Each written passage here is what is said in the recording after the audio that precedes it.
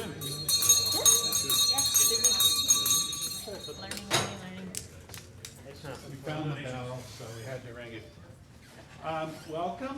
People will straggle in, and so they may get behind you, and like I know this row is looking uncomfortable because there are seats, and they may turn around. So just wiggle around, or you can look at them and say, "Get your own seat," and they're over there, and everyone will fit in. Welcome tonight. We have a killer panel here. I'm just going to make a few announcements before we get going here, and then we'll get right into it. Wear a tag if you feel the urge, and maybe you're not comfortable with tags. You always feel like an insurance salesman at a convention wearing it. But they're back there, and there's an after party. So if you go there, that can be useful because you don't have to ask the first question, which is, "What's your name?" You go, "Hi, Mary," or "Hi, Ben." They're back there, and you can do one on the way out if you're going to go to the after party. If you parked in the garage, anyone park in the garage?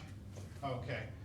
If you go out to the front on the way out, you can get a ticket from Ricky, who will be sitting out there, and you take that ticket plus the one you have in your car, and you'll get out of jail for $5. That's the theory anyway. Next thing is Game of Games podcast. We're trying to do a podcast with primarily local video game makers about the game of making games. In fact, Gordon Walton was our first one in the back with Todd Coleman. We've done one with Kelly Santiago, who started that game company and did Journey and Flower. Technically, she was in Austin, so that counts as in Austin. So if you have anyone you think would be interesting to do a podcast with, let us know. After this, round 9, we'll go to Buffalo Billiards, those of you that want to go, and there will be free beer. How can you turn that down? Someone said if you have free beer, the world is yours. So it's down the street, and originally we were going to have to say a secret code, but we got something better here. We have tickets. Oh, we had tickets. Where do they go? Here they are. Drink tickets, one to a customer, okay? And then you're on your own. This is for domestic beer, so I'm a strong proponent of Shiner. But there are other beers. If you want to go upscale and leave the country, Donald Trump won't approve of that, but you can do that, but you're on your own nickel. So we'll pass these out in a minute. We need a ticket passer. Someone if you're going to go, want to peel off one, take one, and peel it off, and have one person go and hand them out, because I don't trust that guy back there. You can contribute to Video Game Makers Unite. At this point, the Medici fat cat behind this whole thing is Finn Staber. We've collected at least $30 today after putting a big appeal out there. So I'm buying drinks tonight. So technically this is sponsored by me, and we're using up, I think we get about 5 beers out of Finn's contribution. But as typical, Finn texts me just before this thing. He goes, "You need anything?" And I said, "No, I think we're set." And he goes, "Beer?" So we got this. So that's what's going on there. This is the Factorama, and this is interesting. Every time we do this, we put up one slide, and this just shows you the most watched video games on Twitch, and it's just this whole esports voyeuristic. Twitch thing's interesting, but just a little fun fact to keep you, we talked about this, Game of Games. One thing, our real sponsor is the Capital Factory, and so leave the campsite like you found it, like pretend it's like 3rd grade, and put your seat back and pretend you're a Montessori student. Be very tidy and leave the room clean. This is where Buffalo Billiards is. It's just literally down the street, down the hill. When you walk down the hill, you can actually have the illusion that you're in San Francisco, but you've got the heat. So it's down the hill, and join us there. It's a really big space, and you can, I hate the word network, you can meet other people, and just have a good time. So tonight we're talking about design, video game design, writ large or writ small. We've had sessions on this before. We had a great team from Certain Affinity, and here they are. We got Maggie and Rebecca and Beth, who all do various things at Certain Affinity. And we've also had Neill Glancy before, who did a long session that was really fascinating and pretty interesting. And design is one of the key things that seems to draw a big crowd. It really does. I think people tend to think in terms of right brain, left brain, you know, and design's the art people, and development's the other side of the house. We're going to talk about that a little bit tonight, I'm sure. So who we got here? I'm just going to be the moderator here and move us along. We've got some great pictures here. I don't know who started, Kraig or Gabe. Gabe's picture is on the right here. I mean on the left here. And Christina is here, obviously. Patrick is here. Neill is there, and there's Kraig. So I think you got it. you'll just have to sort of. Yeah, it's a banana holding a pickle. Yeah, he's inside a banana holding a pickle. Yeah. And Let me Gabe can simulate the picture. Right now he's doing it. So let me tell you about these people, because one of the things that, oh, by the way, is there anyone here who's involved with just promotion of a game company, either social marketing, doing videos, preparing, anyone from the marketing side of the house? Just curious, we have a survey. Yeah. Okay, deal with that. Let me go through, you know. You're going to ask them to leave the room, right? Exactly. Yeah. Right. Oh, we're so creative tonight. Okay, so what I'm going to do, and I've done a disservice to folks in the past. I've just sort of said introduce yourself, but this is, I could stand here all night and read these things, but I'm going to just give you a flavor for some of the highlights of each of these people. Got these dossiers from the FBI today. So let's start with Gabe. So he's the creative director of QC Games. They're sort of a stealthy startup. If you ask him what his game is, he won't tell you. He'll go, what's your game? But they have a partner called Nexon, who, if you know who Nexon is, Nexon's one of the largest, if not the largest. Big Korean company. Huge Korean company, yeah. Dungeon Fighter, what do they have, 200 million users at one point. He was a creative director at BioWare EA, and worked on a ton of games there, Dragon Age, Shadow Realms, Star Wars, just goes on and on. He was lead designer at BioWare. I'm not going to read all this stuff. He's just got killer threads, and all these people you can learn about him on. You can perv him on LinkedIn. Okay, so that's Gabe, and I'm going to jump to Christina because she also has a kind of a handle. It's Phase Zero, or is it Phase Zero? Phase Zero. Phase Zero. It's sort of like, I guess, a avatar. It's like a artist name. So she's with UT in the game program there, and she's done some really interesting stuff. If you go over the game program and ask the person in charge of the capstone program, who's your brightest star, he goes and points at her. And so what she's going to do is, I think, really represent, people that are at the beginning of the curve. And what's also interesting is that, and you can explain that, you come at it from the art side of the house, pretty much, right? And so she's got some new games that she's developed and been developing pretty much on your own, right? Right. You haven't gone over to some computer science person. No, I mean I do tame games, but all my art games are done by myself. Okay, cool. So that's Christina. Who else we got here? Okay, everybody here knows who Patrick is. Mr. Unity. He's had 4 exits. He seems to not be able to start a company or be in a company that doesn't sell out. I mean, he just is cursed, right? I'm a sellout. Yeah, he's a sellout. And you should be buying the beer tonight, actually, looking at all of your exits here. He was a Sugi, wide load, powered, and ultimately you were a Frog as well. He's just worked on a ton of games. He developed a whole game track program at DePaul University. And he runs Unity here in town.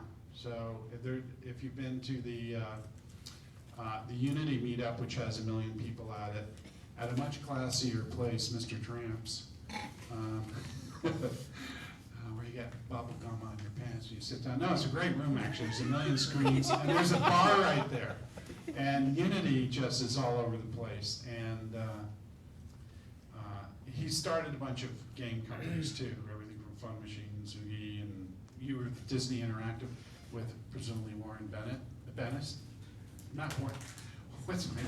With Warren? No, I worked for Disney in Chicago. Oh, in Chicago, okay. And Midway back in the day, and Neill, were you at Midway? It seems like, did you guys know each other when you were at Midway? Yes, we work together. No? Oh, okay, he's denying all. It's almost as if you were on the same game team at Midway. It's almost as if. Yeah. Yeah. Which we'll get to you in a minute here. So that's Neill, and he was with Frog. If you don't know who Frog Design is, they put the design in design. Neill. So Neill, you can read all about him on our meetup site because he gave a rocking, fantastic presentation. I guess it was a year ago now.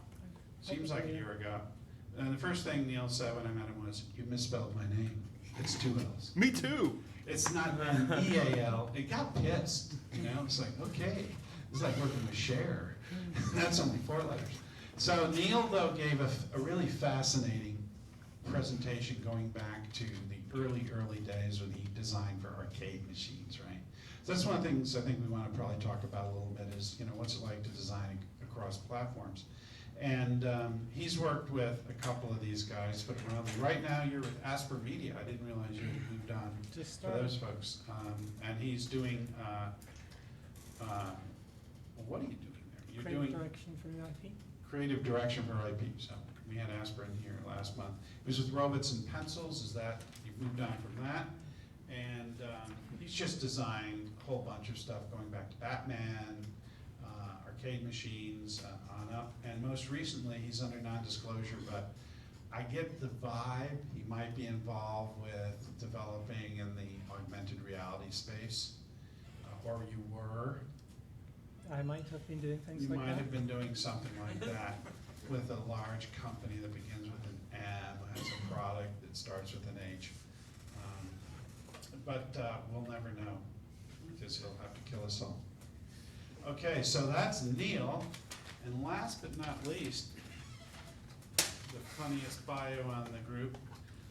This is Kraig Kujawa. He used to be a game journalist. I mean, Yeah. that's a unique way into this business. He has sorted way into the business. You yeah. didn't do your fact finding and figure out that it's a $0 billion opportunity.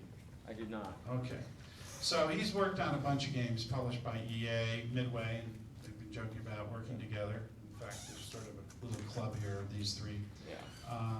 And he's just done a ton of games, and he was a creative director at Microsoft on the Nike and Connect training stuff. And then you joined VG Market, Video Game Market Research, as their COO, and now he's a creative director at Iron Galaxy Games. So all of these people have incredibly different perspectives.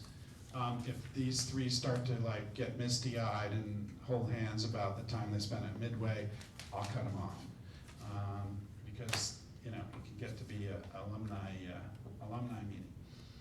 So that's who we got here. Now the structure of this thing will be, there's gonna be 4 generic topics, and I'll ask a few questions, and then they'll talk amongst themselves.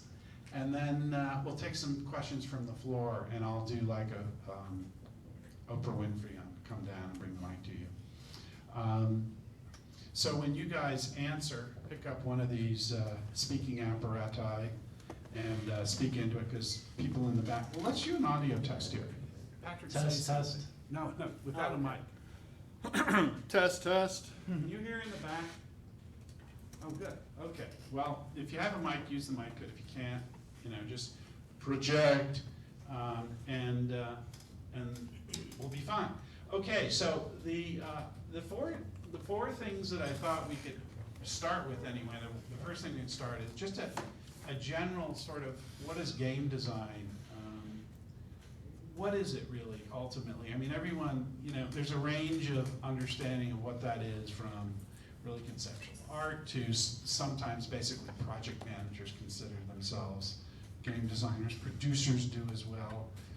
There's a lot of confusion around that, and I wonder if we could just kind of go around. It's like, what does art mean to you guys? Could we start with a broader question? Yeah, sure. What is game design? I mean, let me see here. I guess it's sort of the glue that brings all the components and features of a game together, and in a package, presenting it to the players. It's the players, or the users, I should say rather, the users' sort of gateway into experiencing all the features and components of a game. And sort of broad sweeping answer. Yeah, no, it's a broad question. Patrick, any thoughts? You really wear two hats. You have to design, make a game side of your house, and then you have this whole software side. Sure. So when I think about design, I think about the drive towards a specific experience, and usually fun. And so if you think about all the people involved in making a game, it's clear that the artists are responsible for making it beautiful, and the programmers are responsible for making it work. And then I think musicians and sound designers are responsible for making it sound good and crisp. I think for me, the game designer is there to make the game fun. Now, debatable what fun means, but we'll leave that up to you. It's what you're saying about the experience. I agree with that 100%. And the thing is, I'm really loud and obnoxious. I don't need it. The thing about that is, like, as I've gotten older, I kind of feel like it's almost like you're trying to engineer emotion. Like right now, I'm like working on a murder simulator, right? I can't talk about the game, but you aren't actually simulating murder, but it's a horror game, right?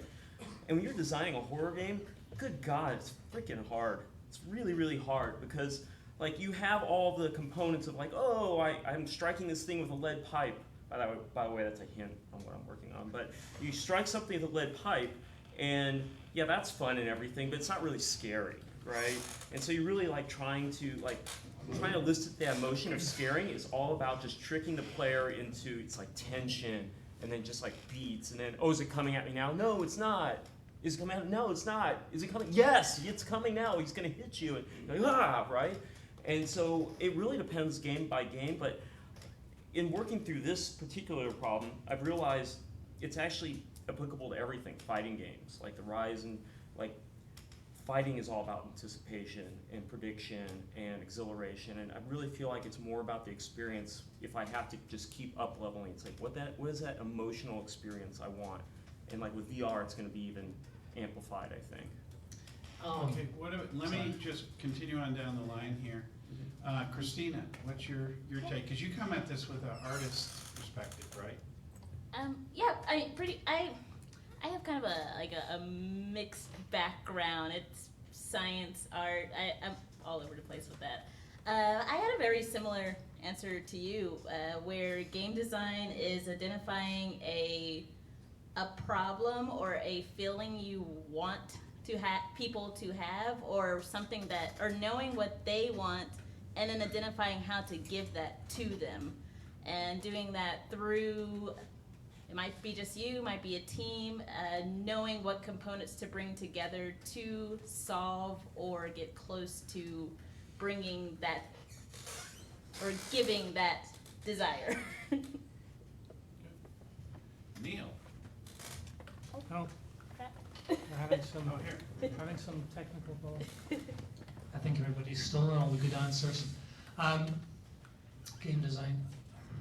Well, I think game design, you're definitely trying to sort of put that emotion or experience in a bottle and put a cork on top of it. But the challenge becomes, how can you articulate that vision across the disciplines that it's going to take to build the product? How can you kind of communicate that vision not only to stakeholders, but to the other designers and artists and programmers and sound engineers and so on that are going to make the product, and that can be quite a challenge. There's also sort of lens of how can the design be efficient? What you tend to find when you start making games is you have a very sort of wide shotgun blast sort of vision. And as you begin to sort of implement that, things can be a bit sort of discombobulated and a bit disjointed. And as you gain more experience in designing, you sort of gain more experience in pruning that shotgun blast to what is the core of what you are trying to build, what is the heart of the experience, what is the key hook of the experience. And ideally, again, you know, as you have more experience, you can leverage the sort of emotional creative vision against the technological constraints of the platform. Because it's always sort of very important to understand, here's what I'm trying to build, here's the feelings I'm trying to make people feel, but to be a balanced designer, you really do need sort of good left-right brain skills. So you do need to sort of temper that with a sense of, how am I going to be able to use the technology to bring this vision to life? And moreover, what compromises may need to be made in execution to bring that vision to life, and what will have to fall off the edge of the table. So, you know, I suppose that's a little bit of sort of what that journey sort of looks like over time. I'm gonna just, we'll start with, yeah, go ahead, Gabe. Sorry, I was just going to add to your point at the end about Yeah. conveying an emotional experience, or I guess everyone added to that. Yeah. A great example, and I can't remember the game, someone out there might remember, horror game where you can pause throughout it, and then you get into this really intense moment, and they disable pause, but they didn't tell you ahead of time. Like, and that's a great example of such great design that kind of goes outside the systems, Yeah. but is all about conveying that emotion Yeah. of terror Yeah. and delivering that. That was it. Does Um, anyone know what the game that was? It's a recent game. No? No, okay. It's not Zombie U, is it? That's what I was thinking it might be. Might be. I'm not sure. I was gonna ask another, it seems like there's two worlds game designers live in. One is designing within a genre. I mean, there's only so many ways to do a single person shooter. Zombie games have their own characteristics. And then you get, typically out of the indie space, stuff that sort of breaks molds. I mean, that's the stuff I'm most interested in. People that are literally pushing the medium forward. I mean, there's what, 1 million mobile games on the stores now. And in any genre, there's, you know, at least 40, and depending on how you define that, you ran the market research company, 100, depending on how you peel those off. So what, I mean, when you're designing across platforms and different types of games, from a design perspective, what informs how much you break out of a genre and really push the edges? And I'm not talking about new shaders or, ooh, let's make them pink instead of yellow, let's do a tower defense where you stand on your head instead, you know. What are the boundaries for a designer there? I mean, you know, it's every filmmaker has this thing about, I gotta make a brand new film that totally blows the genre wide open. And so you're in a company where you're working with a team and your impulse is maybe to be, I gotta be me, and create this new thing.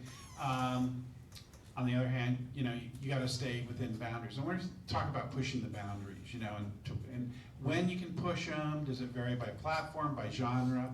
You know, in VR, you can pretty much do anything you want because there aren't any rules yet.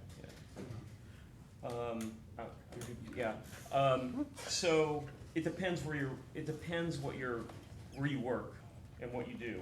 Like if you're at, like one rule that a lot of people use, percentages could be off or whatever, they go like, it's like a pyramid. Like 90% is the stuff that everybody knows, and then you innovate on the 10%, right? And like almost every single game that you play mass market is that. Fallout 4, what is it? It's the, you know, you build your thing, and you know, that's like their big new feature, right? And you can almost look at every sequel, they introduce like one big new thing. You know, whether it's Madden, Fallout, Call of Duty, whatever it is, they always, and so that's their 10%. And that's really proven. And if you're spending, now it's like $50 million to make a AAA game, it makes a lot of sense not to take a ton of risk. Because people, whether they, you know, if you ask people, they're like, oh, we always want something new, we always want something new. But what they really want on a lot of games is they want the stuff they're familiar with like the one new twist, right? And if you're doing a big game like that, that's usually the kind of rule we would use. Now, if you're an indie developer, and there's a lot of them in Austin that I know, and talk to or whatever, where they're they're sharing an apartment for people and they have the one thing and they can really take huge risk in that standpoint. We had one guy who's the lead designer at Iron Galaxy. He made a little prototype on his own before we hired him called Dive Kick. And we saw it and we thought it was amazing. And then so we were like, hey, come work for us. We'll cut you a deal on the IP in the game, and then we'll help you actually make it a real thing. So he like took all of the design risk on. It was proven. People thought it was really awesome and innovative. And then we built it and we published it, and it did reasonably well, right? But that was like another model where we kind of flipped the script a little bit, and our big company didn't have to take the risk. So basically, I'm saying is it really depends on the situation, I think. I'll take the mic because I'm not quite as loud as Kraig. I know. I agree with everything Kraig said. Just to sort of build on that, I think a couple of things that sort of I tend to think about when delving into this area is what is the differentiation strategy of the product? So, and this speaks to sort of Kraig's 90% comment.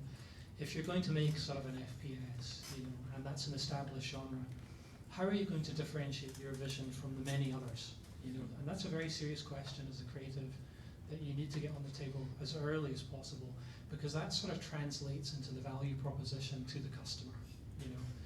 That's the part that the customer sort of sees, feels, and understands, which attracts them to the product. So if you do not sort of identify the sort of differentiation strategy of the product, how it's different with the feature or the whatever the hook is that's going to make your game interesting, there's a good chance that you'll kind of get lost in the shuffle, because there's likely a lot of other games in that genre, and you'll just be sort of amongst the soup of the rest. Yeah, I'll give this one. When you were saying the question, I kind of understood it also as how different designs are, what different designs you would take in different platforms. Were you going at that at all? Okay, well, I was also thinking knowing your arena. For example, there are games that I'll play on PC, especially indie games that I would never play on console. And a part of this is it's kind of funny, being able to just jump in and jump out. Games, for example, like I Am Bread. I would not play that on a console. I will play that all day on a PC, but I'll just jump in and out, and knowing the arena and knowing who you're designing for, that would be important. And also in taking risks, I happen to think that low price or free well, of course you don't want free, but on PC, you may be able to do, let me get my words together here. On PC, I've just found more of these exploratory games I find really interesting, and as a consumer and as a designer, like when you were saying that people actually do kind of like what they're familiar with, or actually games are like 90% and this 10% of something new. I think that it's like heuristics, I think it's called.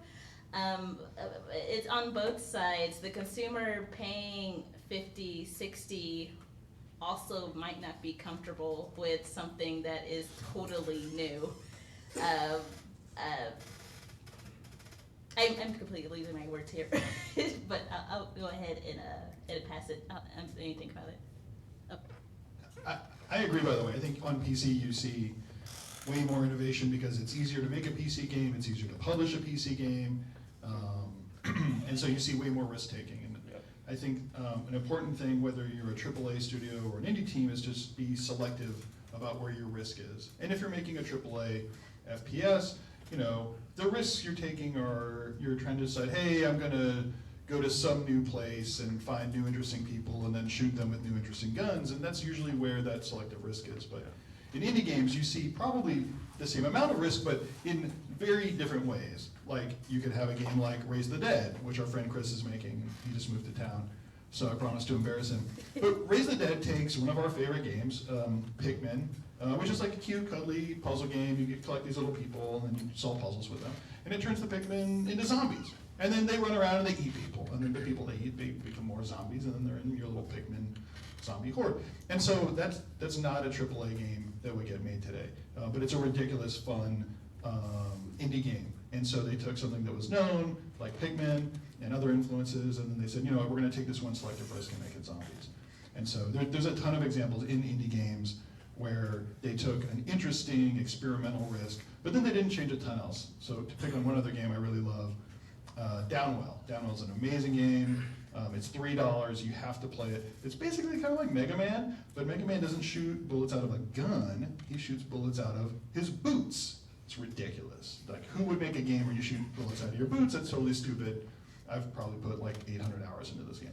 So I think whether you're making a big budget game or a small indie game, your very first game, start with something you know, and then make one really specific risk. And if you tell people the risk you're taking and they laugh, that's a really good sign. Yeah. Like gun boots. Yeah. That was our 10%. Yeah. What if we put the gun in the boot?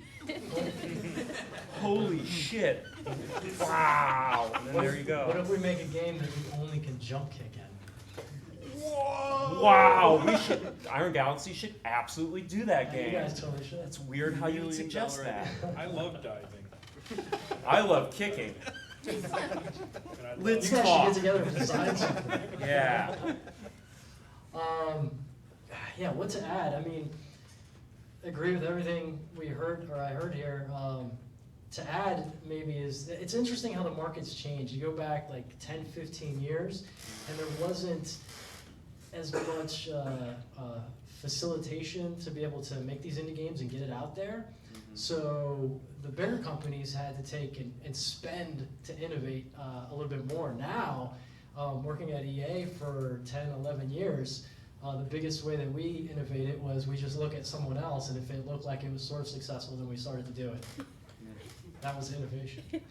But yeah, so I mean, looking to other indie games, seeing trends. I mean, there's a science behind stats. You can kind of see something like, oh wow, that was swelling, and if it was facilitated with these extra marketing, this extra exposure, then it could really get something out of it. And that's one way big companies innovate.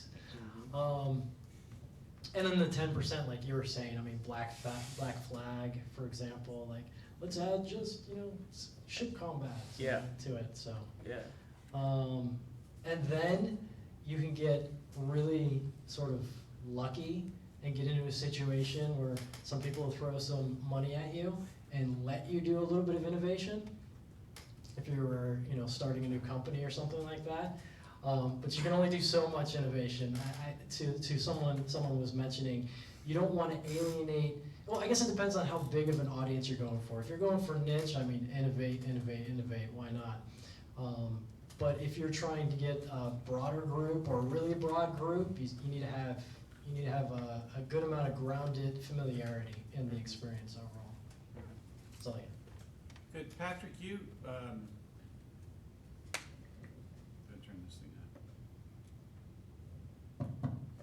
Patrick, you're in a unique position because you sort of are at the hub, right? Everyone comes at you with a million different questions or problem sets they're trying to get around, and then Unity has a plugin, or Unity, you've sort of become the Swiss Army knife of the industry on the engine side.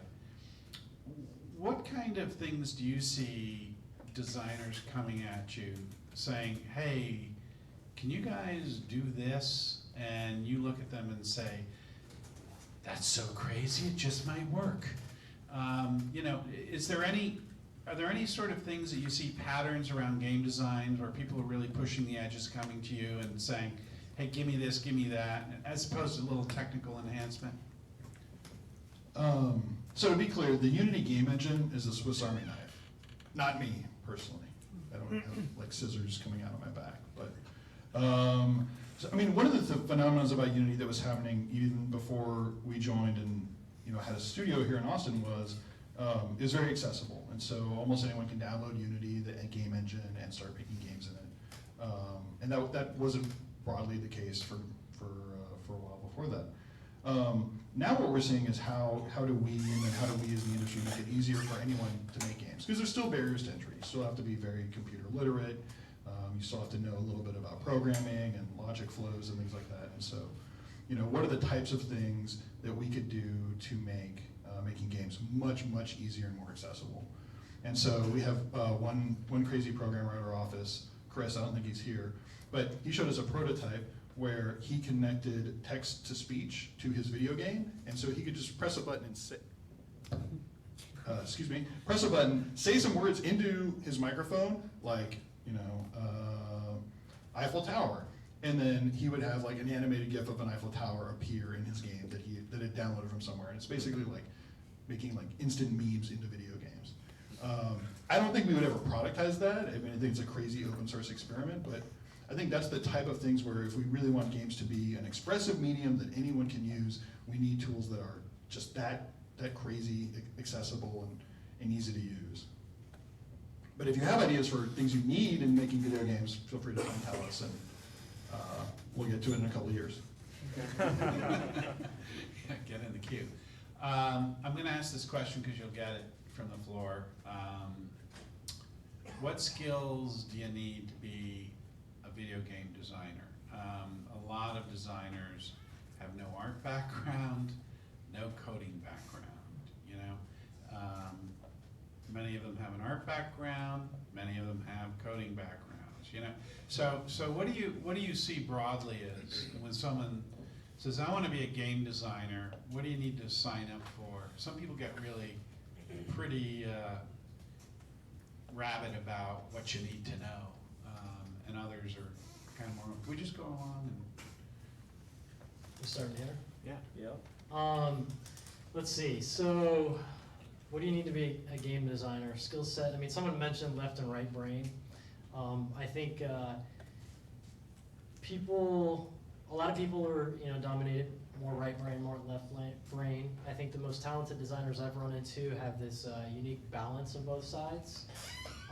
I wouldn't go as far as to say you must have this to be a designer, but I think exercising both sides helps quite a bit in your kind of evolution as a designer. And that's, I apologize, of course, abstract, broad terms there. A little bit more specifically, coding experience, the idea of scripting, logic flow, that kind of stuff, just exercising that side of your brain. Artistic, I mean, just dabbling in Photoshop, sketching, that kind of stuff, I mean, that exercises that side of the brain. And it also helps tremendously when you're trying to pitch or illustrate, communicate design ideas. Let's see, what else? Coachable, so attitude. Attitude is so important. So many designers that I interview out of school, they just, I don't know if there's not a course in it or something, but there needs to be a course in attitude. Like, seriously. Because if you come across as coachable and just fun, like, it makes all the difference in the world. Because I can tell you this, like, after you're interviewed, everyone gets together and they're like, was she friendly? Was she cool? Was he cool? Like, that's literally what happens in the room, because we're all social beings, right? And I don't mean like cool, like double guns cool. I mean just like, hey, can we get along with this person? Will they mesh with our environment, our culture?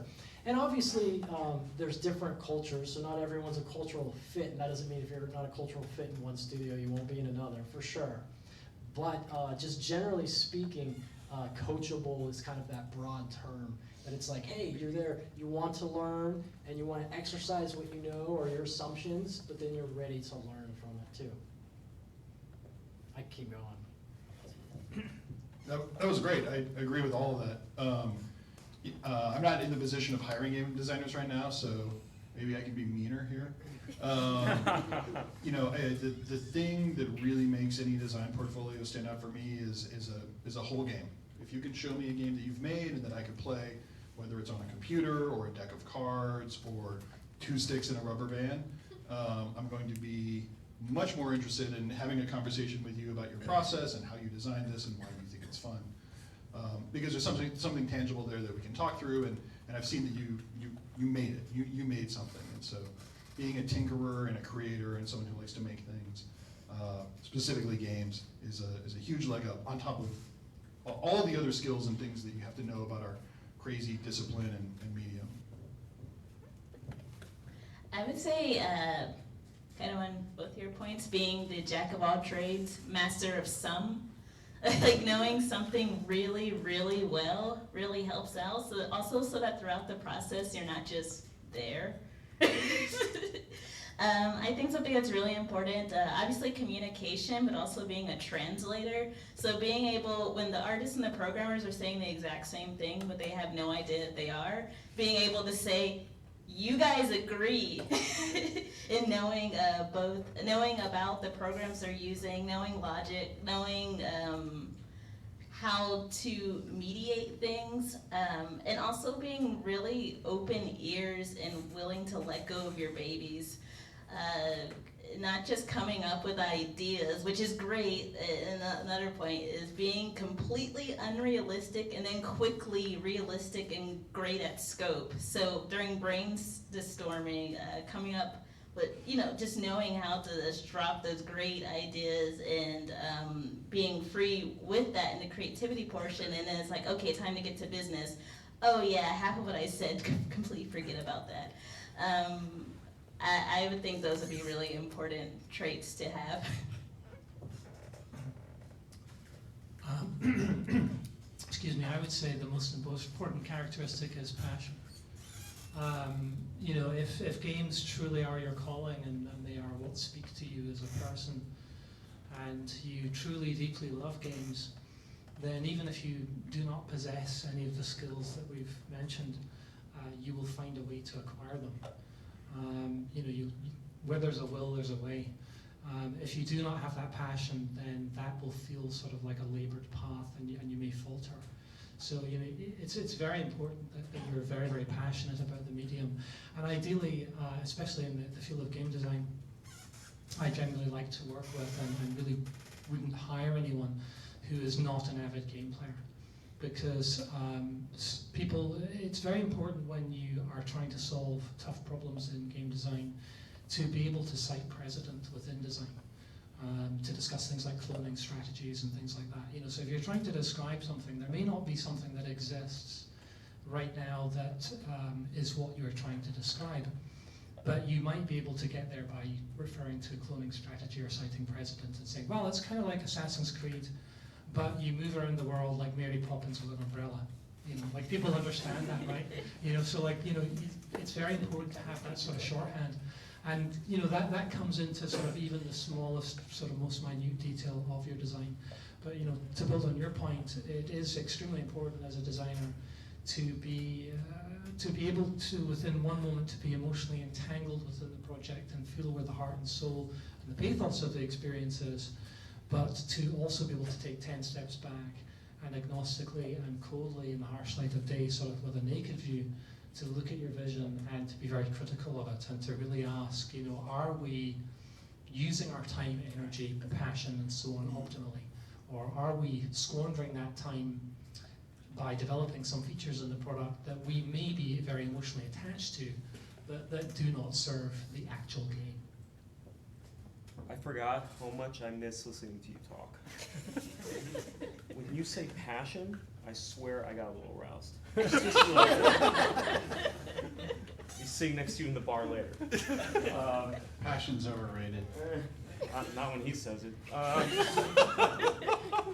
But man, going last is really tough because really good answers. I'll try to. I'll blab for a little bit, just for real quick, and this may not be the top one, but since you guys covered a lot of stuff, of course, passion's super important. But one thing that I underestimated when I was in the magazine business, I worked at Electronic Gaming Monthly for years and a bunch of other magazines. I got sick of critiquing games and wanted to make them, but I didn't know if I could. And Midway Games, for all of its faults, gave me my chance. And writing about games and making them is way, way different. Super easy to critique stuff that's out there, really hard to make stuff that gets critiqued well, right? The thing that really helped me was, I guess, tangibly you could say I'm a good communicator because I write and people read what I write and I get paid for doing that. So I'm a good communicator, right? Whether I am verbally or not, who knows? But being a communicator is super important, so is listening. like some of the most frustrating designers I know are the ones that have the left-right brain combination, 10 times more talented than the guy next to them, but just don't listen and just don't communicate. They kind of rat hole into their whole thing, don't take feedback, and as a result, there's always a ceiling to their work because it only goes as far as their talent will allow them, and it doesn't use the talents of everyone else around them. And moreover, it doesn't amplify the people around them. It's like having the world's best quarterback that doesn't communicate to his teammates. So that's really, really important, I think. The other thing is, and this is hilarious because he's a Unity guy, but these days there's no damn excuse for you not to be able to pick up Unity or Unreal. And Patrick actually taught me Unreal like 3 years ago. Yeah, totally taught me Unreal. Just to show you how much it sucked. Yeah, exactly. It's like, look at all these limits. Look at all these limits on Unreal is what he said. But back then, I didn't have a design school to learn how to use Unreal. Back then, it wasn't just, out there for everyone to use. But when I wanted to start tinkering with stuff and I had issues, I was able to learn it with some help. And now the videos are even better out there. So when I try to hire a designer, I tell them, I go, give me a level that has 3 scares, or give me a level that has, where you kill 5 enemies and you have to solve a complex problem, or give me a level that does this. And I don't care what it looks like. I don't even care if it's like the best level ever, but I want you to be able to show me that you're willing to get in there, get your hands dirty, do the work, and be able to walk me through your thought process. I don't think you can do that without passion and just being willing to figure things out and solve problems. So. Good. We'll keep that our little secret about Patrick and then Neill. Okay. I have so many. Okay, we'll do a lightning round, then we'll take some questions on this segment. Who do you think is either the best game designer you've ever met or out there, or who influenced you the most? And it could be someone nobody's ever heard of. Who's your Obi-Wan Kenobi on game design, if you have one? You may not, maybe it's 2 people. Start at this side. It's always hard to pinpoint a designer because, I think success has a lot of fathers, I guess. I think every good game designer needs people that keep them grounded. But in terms of pure design, man, that's really hard. I worked with so many good ones at Midway. Like, when we worked at Midway, there were guys there that just can't hold their jockstrap. You've got like Sal DeVita, who, God, he worked on so many good things, PsyOps and the sports games, and every good game that you've ever played in arcade. Got Ed Boon, who really drove Mortal Kombat, really broke a lot of boundaries. But again, like they all have amazing teams around them, right? You can't ever say, oh, it's just that one guy. So I just can't do it. I can't do it. I don't know. What do you guys think? Neill? Well, I'm going to sort of state the obvious here. I suppose if I was going to sort of pinpoint one individual, no surprises, it would probably be Shigeru Miyamoto. Because and this speaks to the point I made earlier on, there is an efficiency to his design processes, the way he designs, and the sort of finished product. And it's not an accident that the product that you are interacting with is efficient and clearly communicates to the user and the player what you are trying to do. But I also was very lucky in my career, to work with some of the people who worked in the early coin-op industry. And although games now are very much bigger, larger, more complex, sort of sprawling affairs, many of the lessons that those folks who pioneered work in the arcade industry, those lessons are just as relevant, if not more relevant now than they were then, with this kind of sort of circle that we're coming back to, because you used to have sort of coin-ops and then consoles, and, stuff, big powerful PCs, and now you've got sort of Indiecade and early access and all this sort of stuff. So it's kind of going around in a big circle where, in a way, the sort of complexity footprint for a lot of these indie games is very similar to what you would imagine for a coin-op in the late 80s or something like that. So having some brain time to actually sort of talk to these folks who worked in the early sort of periods of the coin-op history as to, what did they look for in game designs, and how could they articulate that? How could they explain to me what these things were they were looking for? How did they sort of quantify whether they were doing well or not doing well? And another person at Midway that I would call out is Mark Trammell, who was, you know, a big sort of, you know, boundary pusher on the sort of the coin-op, the Midway coin-op, you know, sort of heyday. You know, he was a very, very interesting and colourful character to work with. I don't want to mess it up any names, so on two of them, I'm not going to say names, I'm going to say companies. For one, all the games from Bullfrog were some of the first games I played. I really appreciate, especially Sim Theme Park, because as a kid, that gave me something to, it wasn't just playing within interaction, it was, I get to build this. And that was like the coolest thing when I was a kid, getting that sort of power to feel like I was the designer, and that definitely influenced my choices now with wanting to be into building and giving that power to the player. But also, of course, the Sims games, same thing. I was building the houses. No wonder now I love to do level design. That's my thing. And on that, a level designer that actually really influenced me, and I met him this year, and I was a complete dweeb when I met him because I didn't recognize him at first, was Joel Burgess. Because one of the first games that I played where I was like, wow, I need to do this, is Oblivion. And just the having choice but not being completely overwhelmed by the choices was very important in those designs. I don't go into like the Elder Scrolls games or like Fallout feeling like oh, it's this open world and I just feel paralyzed with like fear. It's like, oh no, I want to get out there, and I really like the choices but limited choices, if that makes sense, and I've always admired that. And also I really love modular design, but that's another talk. I promise not to go on and on about Midway, but that was a very inspiring place to work. I learned a lot about game design from Neill, actually many late night conversations, and that really formed my opinions. And we don't always agree, but we always have opinions on game design. So I've very much enjoyed working with him for 10-something years now. As far as a famous game designer, or a more famous game designer, pardon me, Neill, I know we're all legendary up here. I'm a huge fan of Mark Cerny. I will just gush for a moment. Mark was a very talented game designer and game programmer. He created Marble Madness back at Atari. He then, later on in his career, was sort of like the super coach behind Universal Games, where they created Crash Bandicoot, Spyro the Dragon, stayed with Naughty Dog, did Jak and Daxter, Ratchet and Clank, and Insomniac.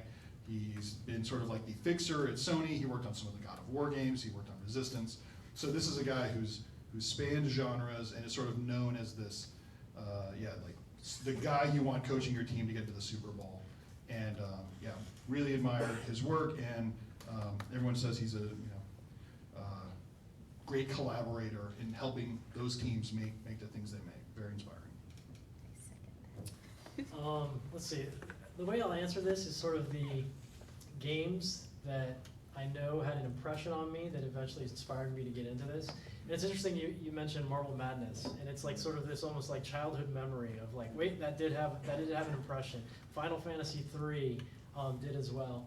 But the things that are like clearest in my mind is Ultima 4, Ultima 7, Baldur's Gate 1, and the first Diablo. So I guess you could say Richard Garriott, James Olin, my previous boss, and David Brevik, maybe from Diablo. And so I've had the privilege of learning a lot from James. Richard, I've only met a couple of times. I know he's obviously big here and a lot of people know him, but I don't know him.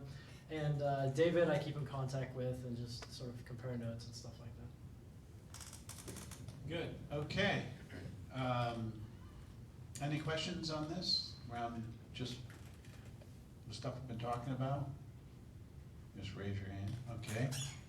Finn, you can just shout it out. Oh, it's not Finn, and you look like Finn from here, but I have my glasses on. Finn has a body double.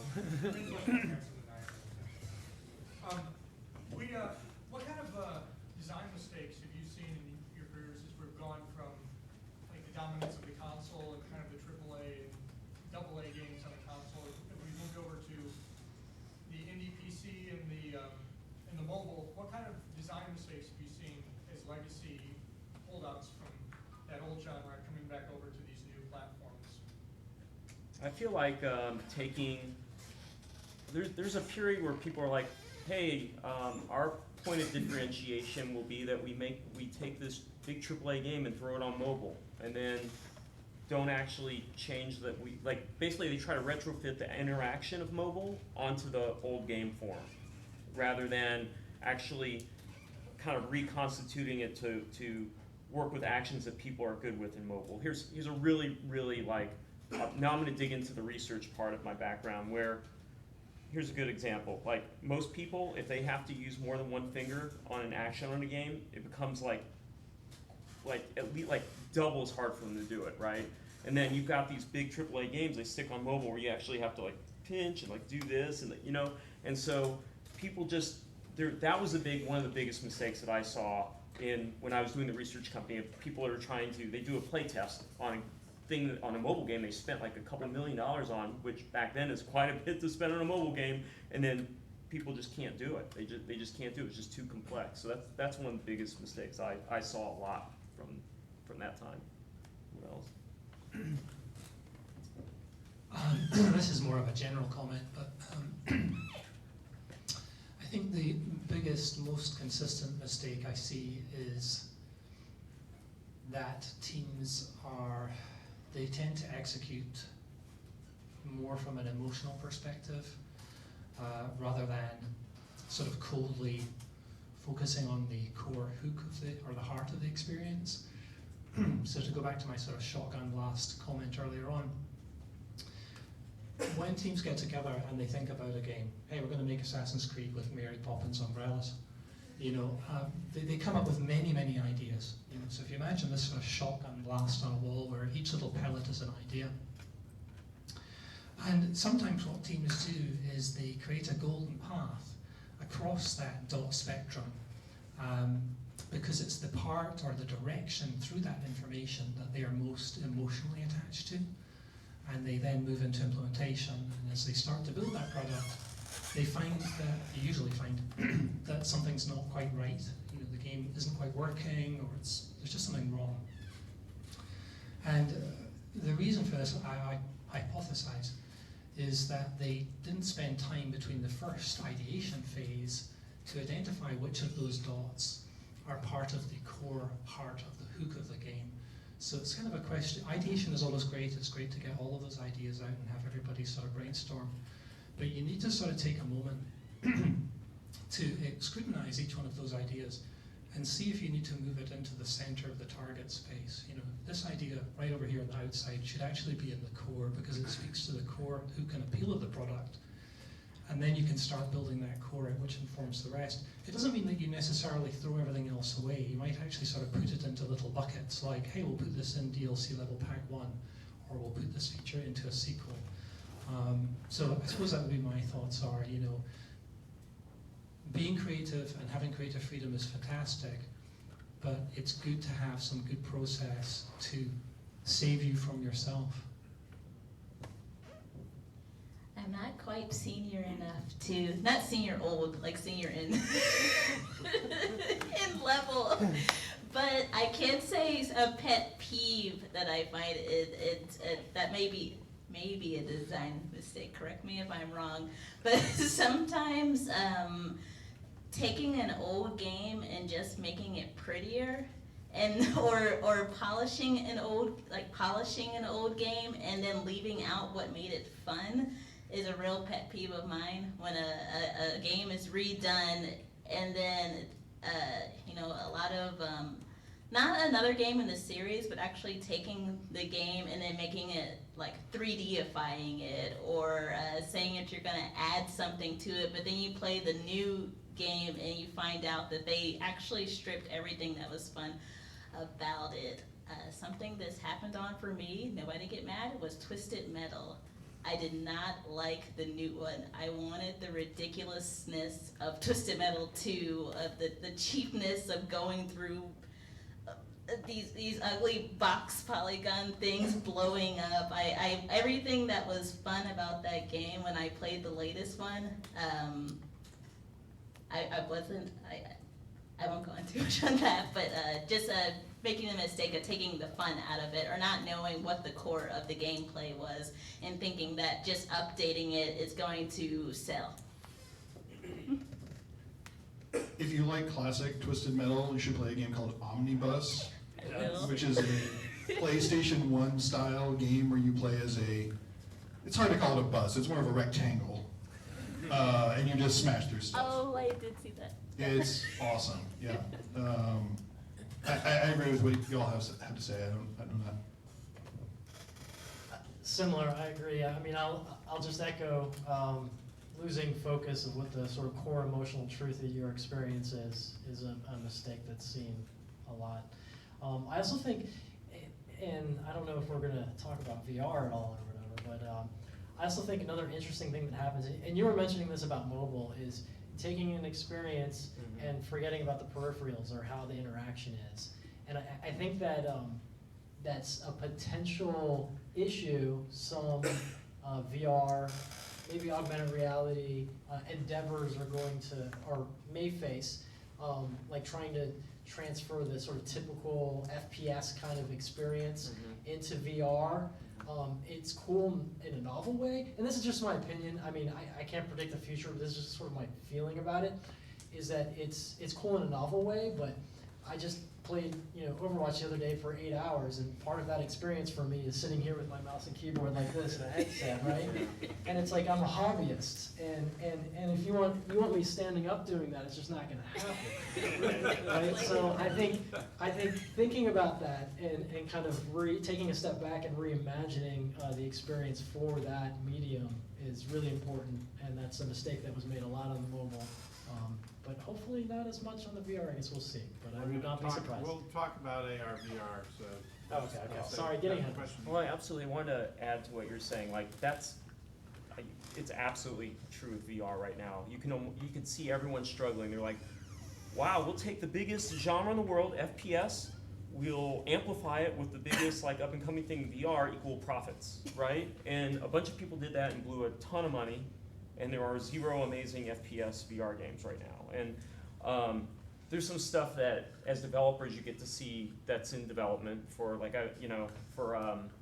for VR. And there's some promise, and you can see how they're starting to learn that, okay, we need to actually we need to figure out what's a good VR experience, and then maybe we can find some elements from traditional games that we can pepper in there instead of trying to just shoehorn it into the VR helmet. And then about the bringing old games over and not bringing the new, it was interesting. I've been involved in a couple, so it really resonated with me. So we did one game at Midway called Blitz the League, and it was all about. We had this idea that we really show realistic football, and we wanted to show realistic football by having injuries, blood, and whores. We did have whores in Blitz the League, but what we realized is you can't just take that flavor and put it on an 11-on-11 football game. People didn't like it until we actually went back to 7-on-7 blitz, right?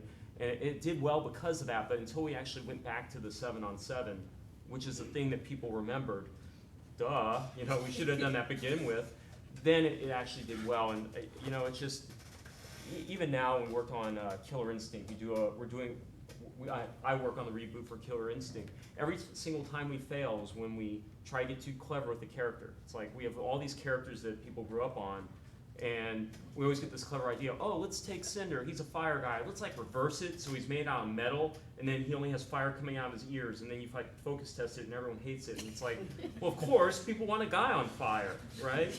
But most creative directors can often say oh, come on, everyone's seen the fire guy, Human Torch, that's not creative. But that's what people want, and that's always what's most important is what the customer wants.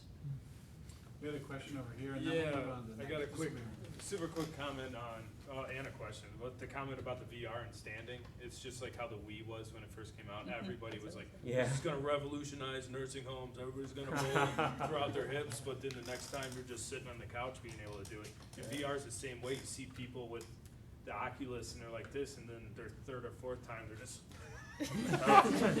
minimum movement you can do it. I took a photo and made a meme, it was great. But the idea, I want to know what you guys thought about new advancements of design and the dumbification of people where idle games has like really taken grasp, and Congregate is just sort of taking a hold on that with adventure capitalists. Like, how does that make you feel? And, or does it generate a different sort of spark in your heart? Like, how could I revolutionize something that is just played on its own? I'm super fascinated by the ultra simplification of games. I remember in the early 2000s, a friend from a big game publisher came to visit, and he was like, hey, you have to install this game, it's called Progress Quest. And all it was a progress bar you put in your taskbar, and it played D&D for you. And he's like, add me as a friend, we can compete. I was like, this is the dumbest, but you're signing the checks, so.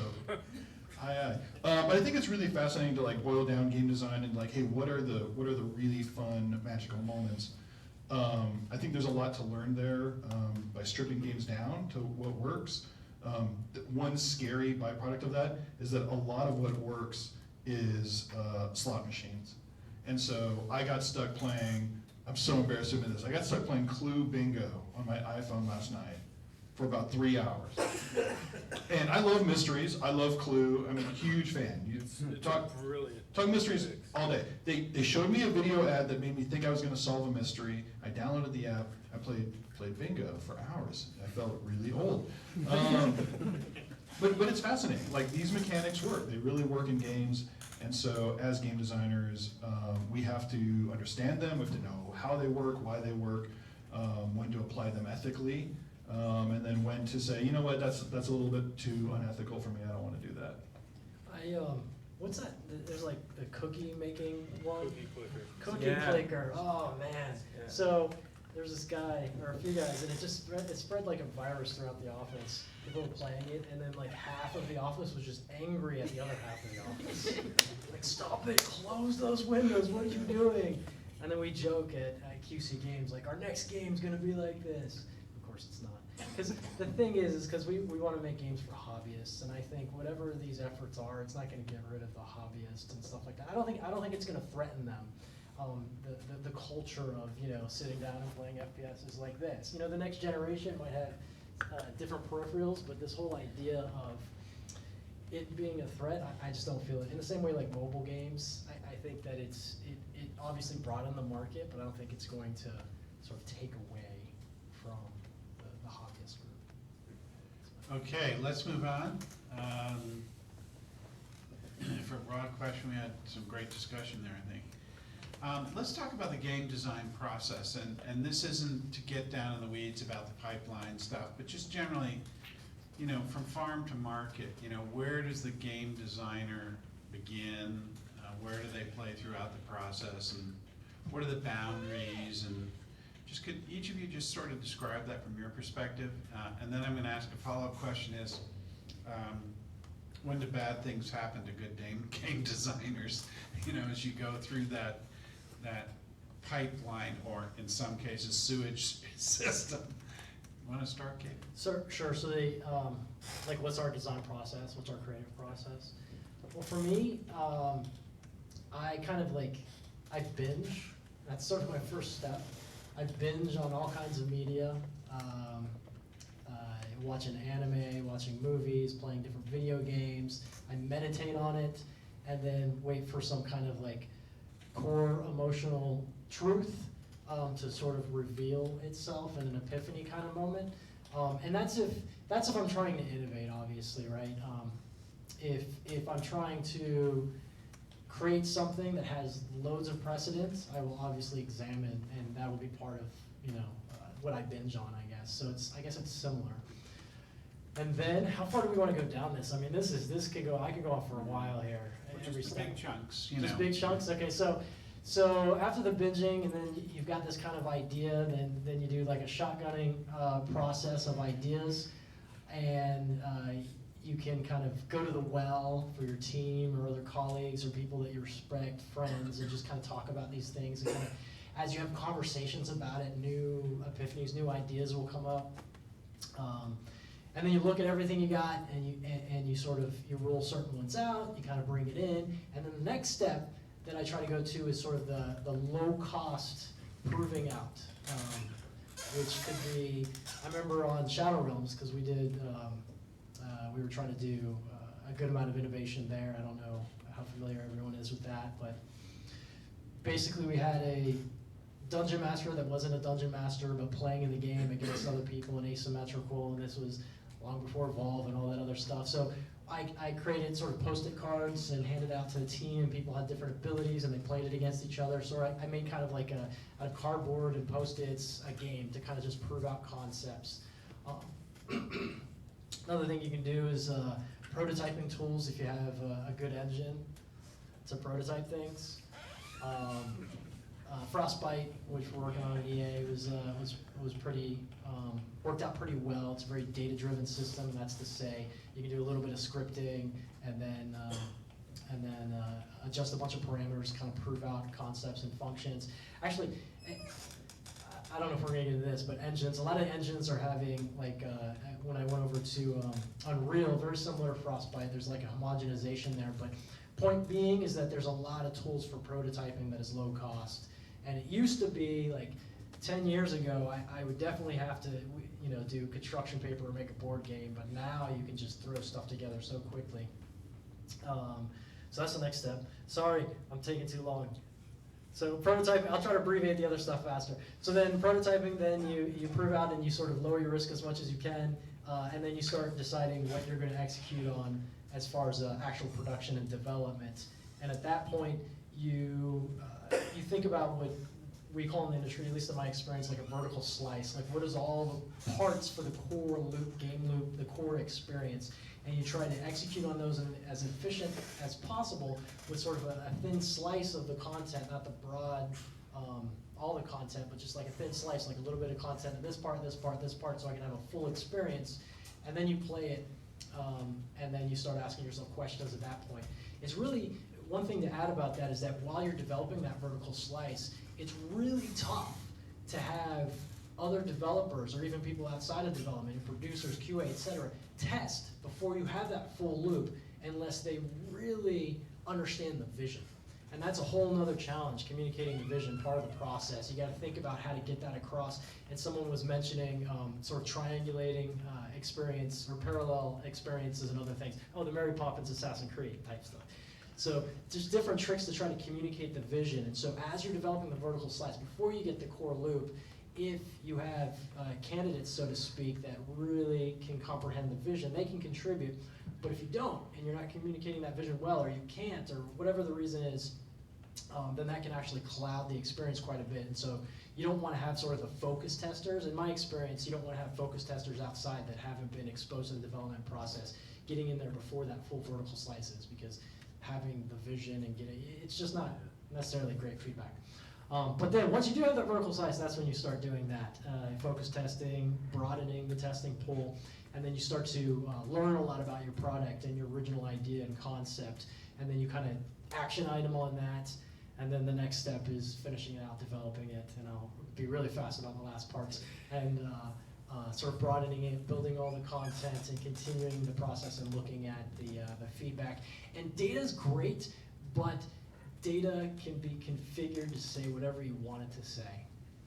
Just remember that, because in EA, in our experience in EA, it's like data, it's like one same pool of data saying opposite things. It can happen. So you have to really continue to hone in and remember that core emotional truth, that experience that you're trying to do, and stay true to it. And that's a campaign. Having worked at a research company, I can say you were 300% true.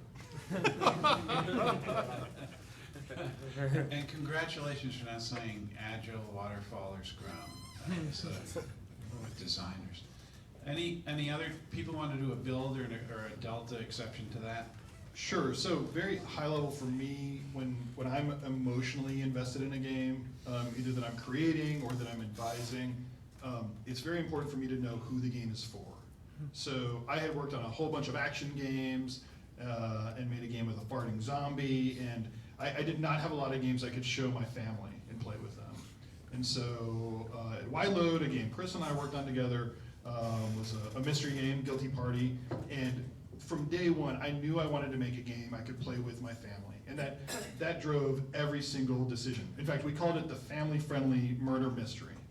And so we knew that we wanted it to be on the Wii, because that's where families play games together, and we knew we wanted it to look cute, so we designed really cute characters. We knew we wanted it to be easy, and so we made it fairly easy to play. And so when Disney approached us to publish the game, we were like, yeah, why not? We should let Disney publish this game, because Disney sells stuff to families. And so by really, really holding that image in my head of, this is a game for families, and I have a family, I'd like to be able to play this game with them in a way that we play games, it helped focus that game. And the game became very different from where it started. It started as a very hardcore, almost Final Fantasy Tactics German board game for 30-year-old white geeks.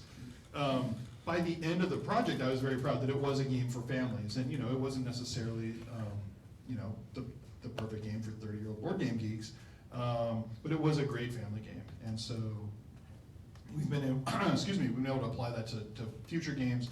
And I'd say that the games that were successful that I've worked on, it was when we really, really focused on who's going to like this game and made a game with them in mind.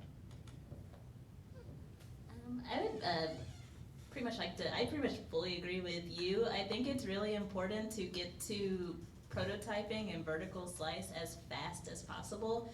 I found when working with a team, sometimes we would sit there and try to come up with the perfect design. Like we were just gonna do it. It's just gonna be on paper. And it's gonna be wonderful. And the minute we actually started building, that's when the questions and the answers all started coming out for us. And then that's when we knew what we could do, what we could scope, what we couldn't do, what was actually fun, and everything we thought in our head was going to be it gets turned around. I remember for the last game I worked on with the team, we were all new, and so it took a week of for a week we were just talking and kind of debating about what our game was going to be, what we were going to do, and really what picked up is that next week, and yeah, we were on Scrum. That next week where we actually got into the prototypes, and that's what we found when we found out that really what was really fun about our game was the sounds, the speed, and we thought it was going to be bringing in this super crazy camera angle switching thing that the playtesters hated. And also playtesters, oh my god. You need to bring in other voices also. As soon as you get prototypes, as soon as you have a vision, as soon as your team is actually agreeing with what you're talking about, getting other people to come in there and explain what you're doing to them, and they look at you sideways. Don't exactly get rid of everything, but maybe at least discuss with your team if maybe you're not communicating what you think you're communicating. And that also goes for working alone. Sometimes when I come up with ideas, I can sit on them for months, really. But now I've learned, come up with an idea, give it some thought, but then try to get in, work, and play with it as fast as possible instead of just letting it sit in your head because it's not doing any good there. Excuse me.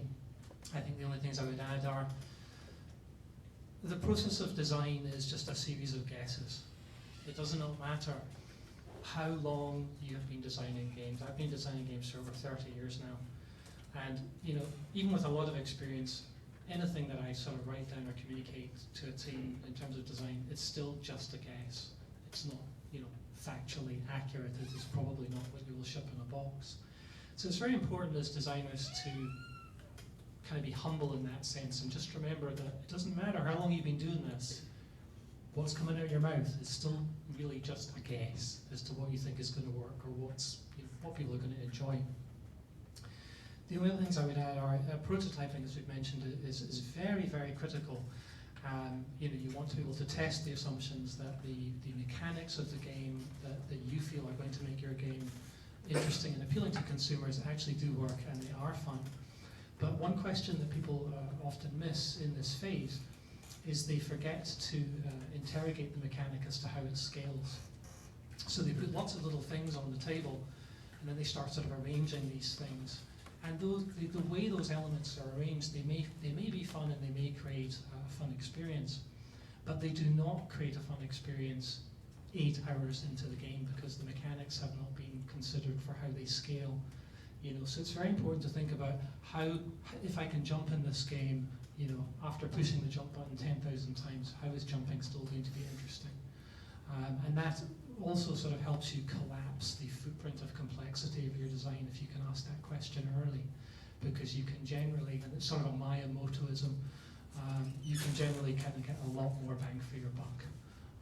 And then when you talk about things like vertical slice really kind of shows you the delta between the proof of life, the proof of fun within the product, and the production burden of implementing a very small slice of that vision.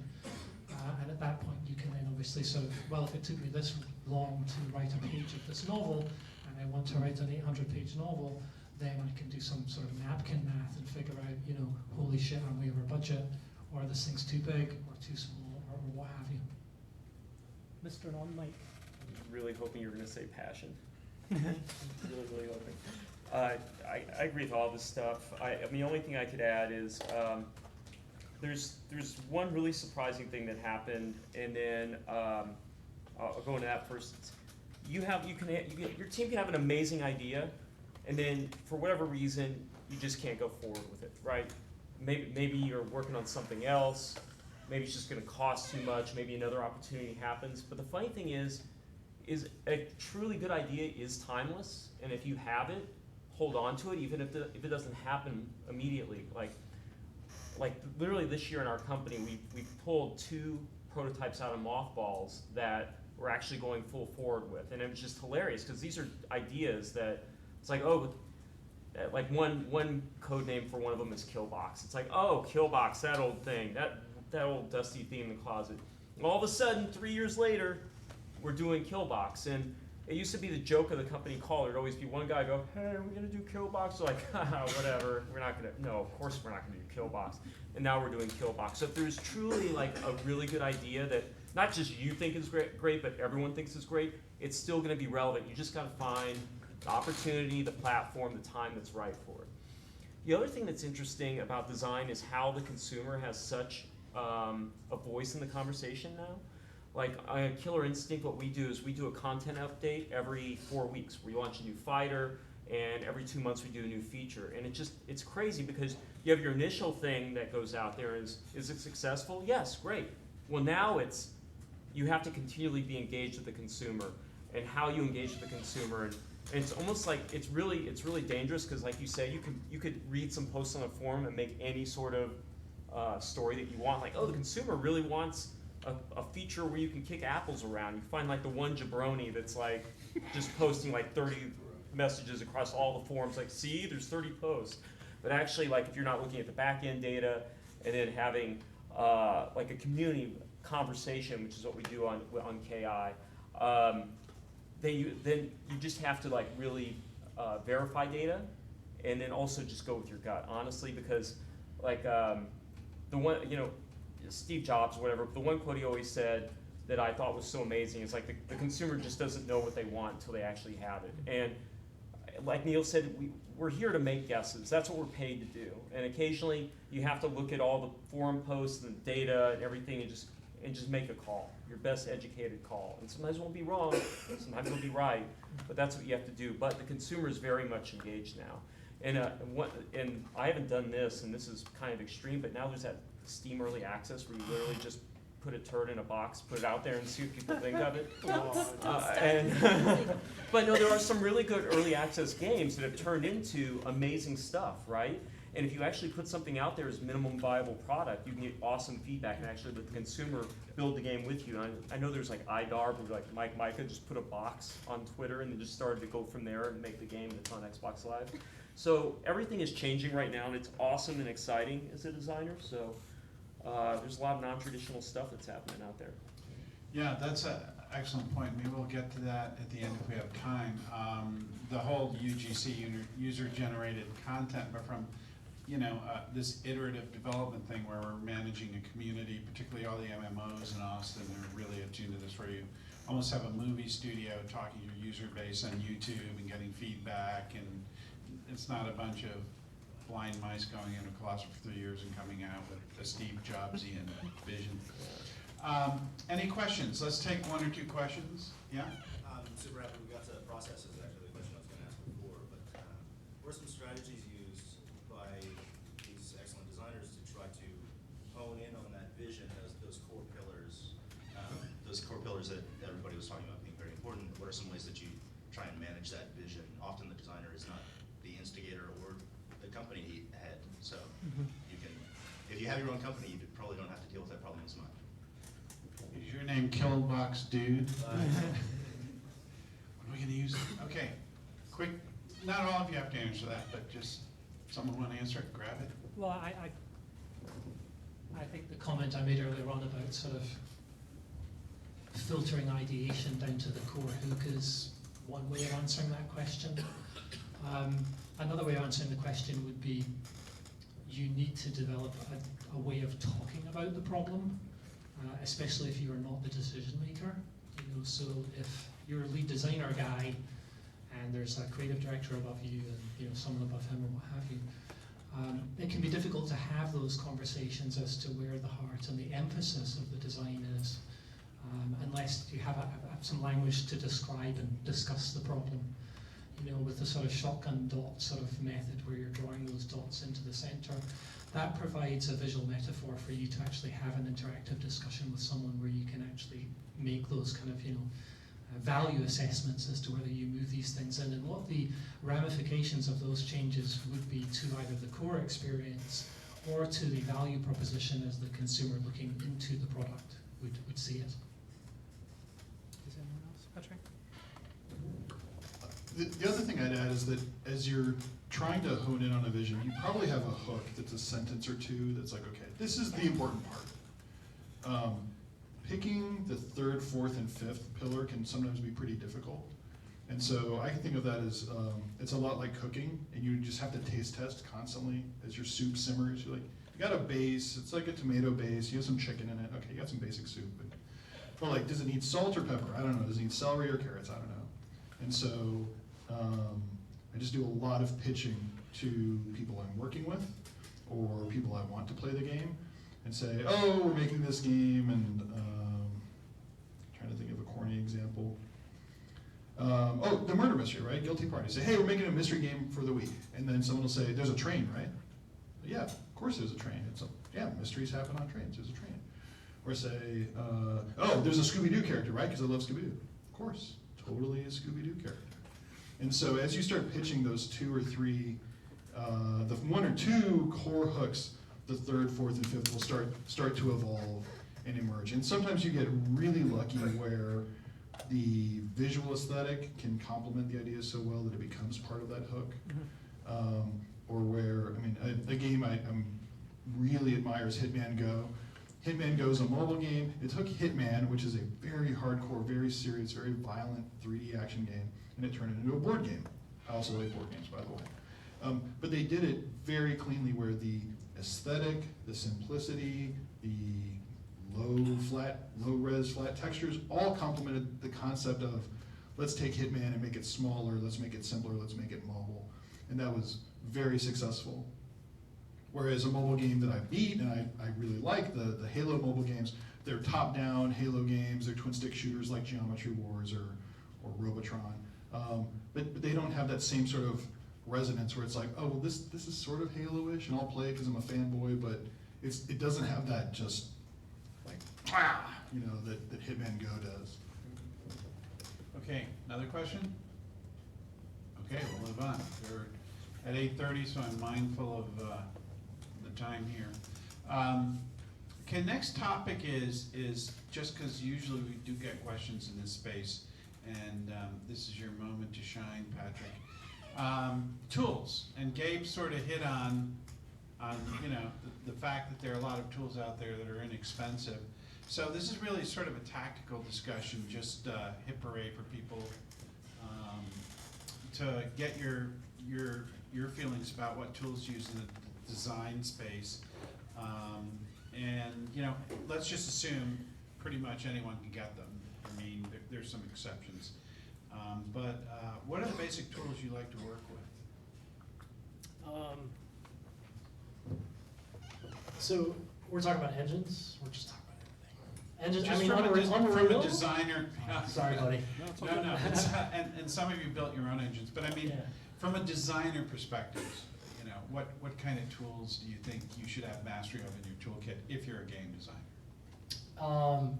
Well, an engine at least. And the point I was making earlier is that there seems to be sort of a homogenization of the engines and the components. It's very familiar, like going between Frostbite and Unreal, so many similarities. CryEngine, same thing. It's like people are starting to architect these things in very similar ways because it's like, oh, those good ideas. This worked, this didn't work.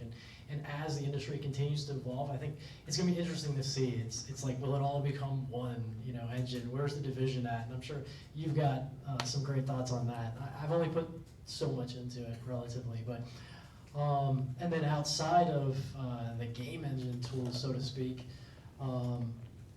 I mean, like I was saying, things that can help you with prototyping rather, and pitching visions and ideas and stuff like that, from Photoshop to just Visual Studio. I mean, you don't have to be an expert, but C# or something like that.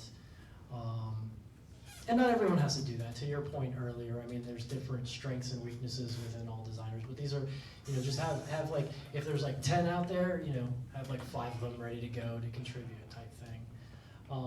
Another thing about tools is that you evolve the tool, and while the engine proprietary, or the sort of development studio, Epic, what have you, that's supporting the engine, you also have to know about how to develop your own tools for your own as add-ons or plugins to the engine, and designing those in a kind of modular and forward-thinking way, and not sort of a this is kind of an aside I'm just adding because it's something that I've seen so many mistakes made in like EA and just development throughout.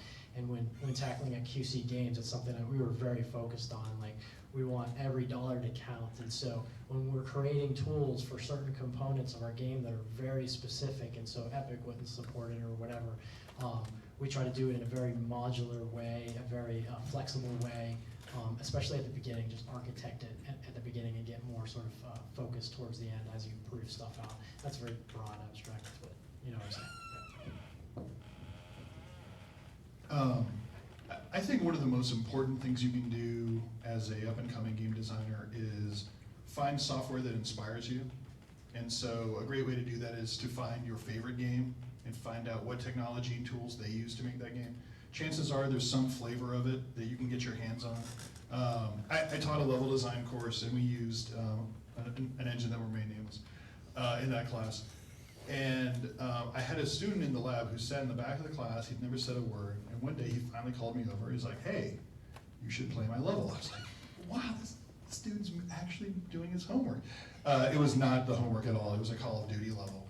And it turned out he was just obsessed with Call of Duty, and all he had been doing the entire class was working on his Call of Duty levels. So maybe he was listening to something we were saying in class. I don't know, but he was that passionate about it, and Call of Duty had a level editor, so he was able to just pour that passion into that tool set. They have a very frustrating to use engine, but and that's not a sales pitch, that's a fact.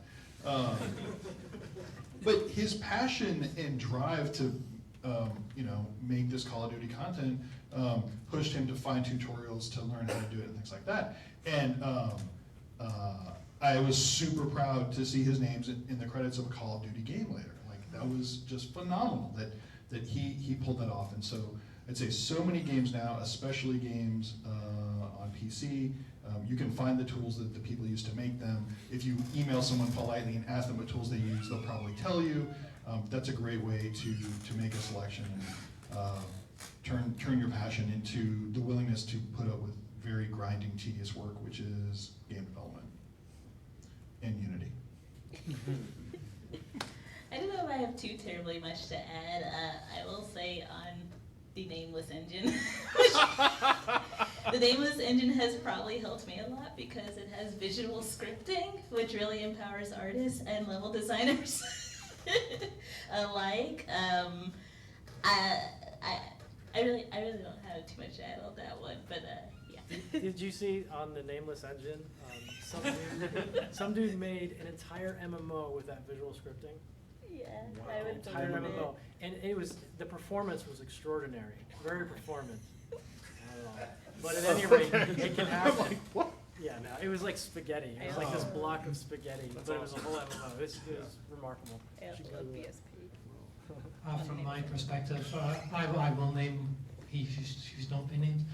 Unreal has always been a very sort of fun experience for me when I've used it. Unity I also enjoy, but some of the other tools that I enjoy using that help facilitate the work. There's a specific application on the iPad and iPhone I use a lot called Paper by 53. Which is a drawing and illustration tool.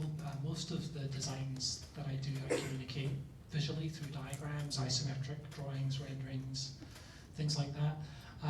As you are explaining possibly more complex concepts, another tool I like to use, which is free, is SketchUp from Google. That's great. It's a great way to kind of block stuff out, kind of put yourself in the space quickly, kind of feel for it.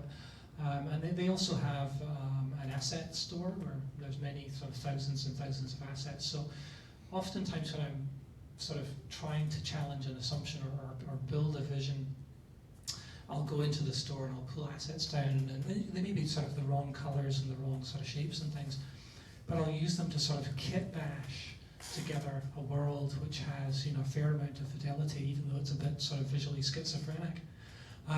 And that is extremely helpful because again, it helps you get something in front of you that is real 3D data very quickly. It's not stuff you're going to use obviously within the game to run the game, but it does inform and better help you refine your understanding of the vision of the game, because making a game is sort of like being the captain of the Titanic. You're constantly sort of making little or not making course corrections. You're constantly, hopefully, making course corrections all the way. You know you're going to get to New York. That's the destination, or not. But as you go along there, you're constantly making these little adjustments all the time to what's working in the game, what's not working in the game. Yeah, I love SketchUp as well. I don't have too terribly much more to add. The one thing, just to up-level it a little bit, one of the biggest production mistakes I ever see is when people treat engines and tools like religion. I've seen a lot of projects get screwed this way, and so for me, the big lesson is pick the right tool for the job, right? Be agnostic about it. Be very smart. If you need a chainsaw, get the engine that has a chainsaw. If you need a sandpaper, get the engine that has good sandpaper. But all these engines have weaknesses and strengths. I'm sure Unity has all strengths, Patrick, right? But just look at it agnostically, and that's really the biggest mistake I see repeated a lot. Were you on the Stranglehold project? I was not. I was. It reminds me of that story or the postmortem for that. Yeah. Questions on tools? I mean, Neill gave great presentation whenever it was, a year or so ago, and paper, pen, and that's the first time. I mean, I had seen Paper 53. I'm talking about the light non-engine part of this thing, and it's a phenomenal tool. I mean, it's just pretty amazing just at the early stages of the whole thing. Any other questions? Yeah. How do you feel about programmer art, just to get ideas across? I think programmer art's great. It's beautiful. Yeah, yeah, it's beautiful. I have no problem with programmer art at all. Anything that's sort of, again, game design is a hypothesis, it's a guess. So you want to challenge those assumptions as rapidly as possible. And the quickest way to do that is to just get some programmer art or basic geometry in there and see, is this fun or is it not fun? I don't give a shit if it looks good or not. Does anyone else have something? I got sort of a funny anecdote with that, or more general speaking, but the programmer art I think is great. Designer art sometimes is a problem because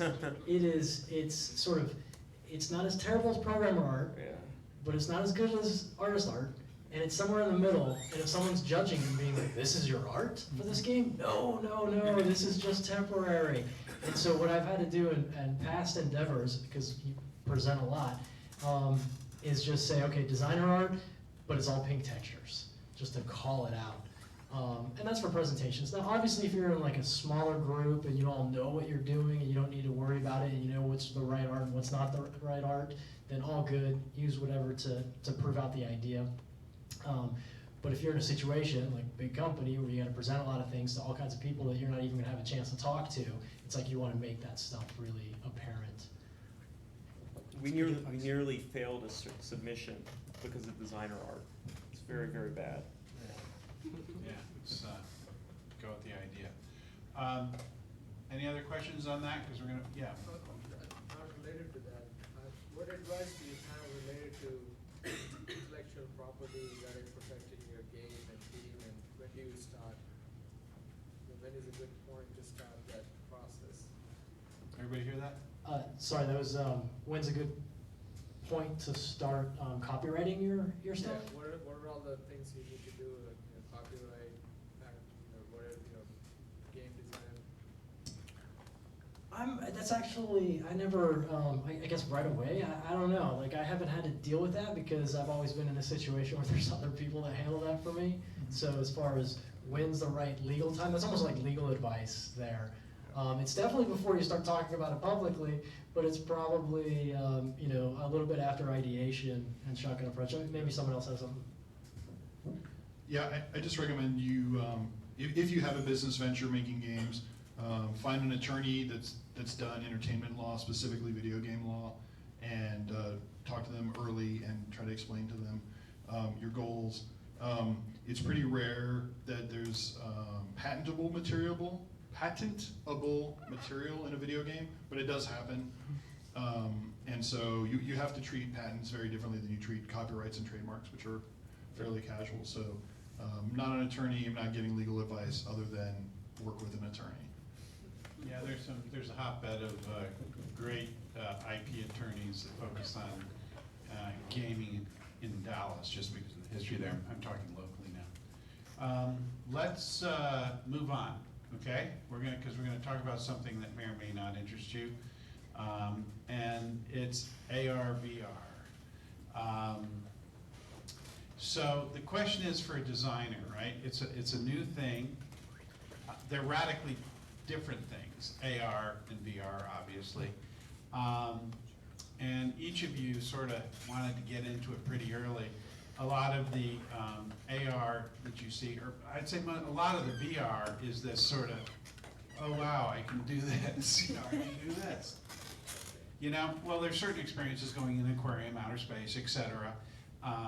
Lend themselves to that. Now we go down that list, and we're sort of at like 1905, where we took a movie camera and we had a train entering the station and went, wow, that's amazing, Well, we don't go out to Violet Crown or watch YouTube or Netflix looking for that stuff anymore.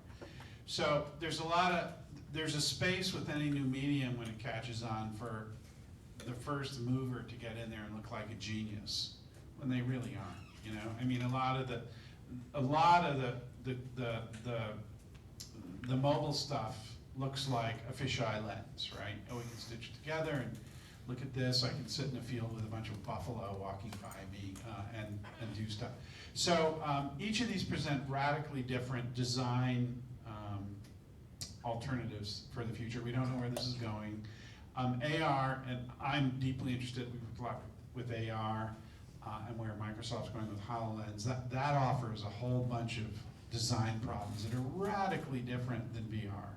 We're working with physical space and how people move around objects, and so given our time, why don't we just have a free fire zone on this one, and you can pick one, the other, or both, or you can just like hate on bullshit artists that, because they got a new shiny heat seeker missile, think they're hot shit, and they're turning out crap, which most of the VR stuff that's out there looks like Seems very angry. Yeah, no, well, a lot of it, no, I mean, it's because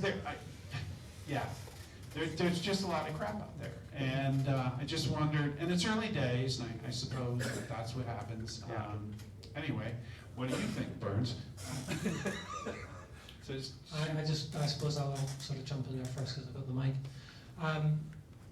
Virtual reality, it's definitely a new form, a new idiom of communication. People talk about presence in VR, and it definitely is a real thing.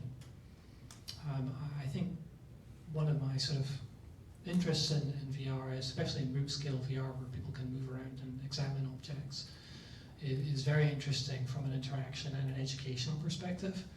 But one of my concerns with virtual reality is, and this speaks to Kraig a wee bit, is that developers need to use the medium very responsibly. Last year I was working with the Department of Defense on a project relating to a condition called complicated grief. And the people who were sort of doctors and scientists working in this area were also experts in things like PTSD. And it's my hypothesis that it will not be too long until we see litigation in court against virtual reality developers because people who play these games say they have caused them to enter a PTSD state. So that would be my kind of one word of caution there to people making horror games in VR. As it relates to augmented reality, I think sort of my big takeaways there from having used things like HoloLens and so on is that normally our digital life is conducted through a screen. We're sitting in front of a monitor, or sitting in front of a television, we're looking at our phone or iPad. And augmented reality, when it's sort of leveraged at its best, is an experience within the volume of a space. It's a sort of perambulating experience. And that's a very different kind of problem set for people in our industry to turn their attention to and to solve. So you think about things, sort of use cases like, hey, I work on an oil rig, there is an emergency on the oil rig, I put on this AR headset, it directs me through somewhat smoke-congested halls by illuminating a golden path to the exact valve that I need to find, which is highlighted, and it shows me, hey, turn it till this gauge reads 10 psi or whatever. AR enables people to see the world and interact with the world in ways that have not previously been possible. It essentially gives you sort of superpowers.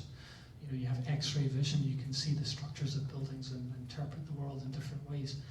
So, there's a lot to learn in VR, but I would say there's actually even more to learn in AR because it's a much larger problem set because it's more in the world. So the question becomes, if you have this device in the world, how can we use it effectively and in interesting, novel ways? I think that was pretty interesting, Neill. Like I also think like with AR, there's probably more responsibility because like you put on VR, you put on the thing, your head is in a space like, okay, I'm gonna be in a thing, right? But if you like to take your example, difference between horror and VR and then putting the murderer right down there in the hall that's really scary to me, right? I was playing. There's a demo, I don't know if any of you have played this, there's a Capcom demo that they had last E3. I can't remember what it's called. It's a VR demo. Oh, VR? What's it called? No, it's called The Kitchen. Has anyone played The Kitchen? Holy crap, I'll try to get through. Is that the one with the baby? No, it's a zombie, kind of zombie. Really quickly, so this is when I thought VR was a thing. So basically you put on the set, turns on, and then you're in a kitchen. and you look, you pick up your hands, and they're tied, they're tied like this, and you hear a noise, and there's blood all over the kitchen, and you hear this thing kind of, you see it drag a guy off really quick, and then you're kind of looking for it as a designer. You're like, okay, tension, whatever. And then I'm like, I know you're coming. All of a sudden, it goes, ah! I'm like, okay. And then it takes a knife and goes, right into my leg, and I actually felt it. Like, because it's just an impulse, right? I was like, fuck! No, this isn't real. This is real. And then that's when I was like, oh my God. Like, the fact that I actually felt the beginning of pain, like, and this is when the VR is in Wild West. Like, what happens next, right?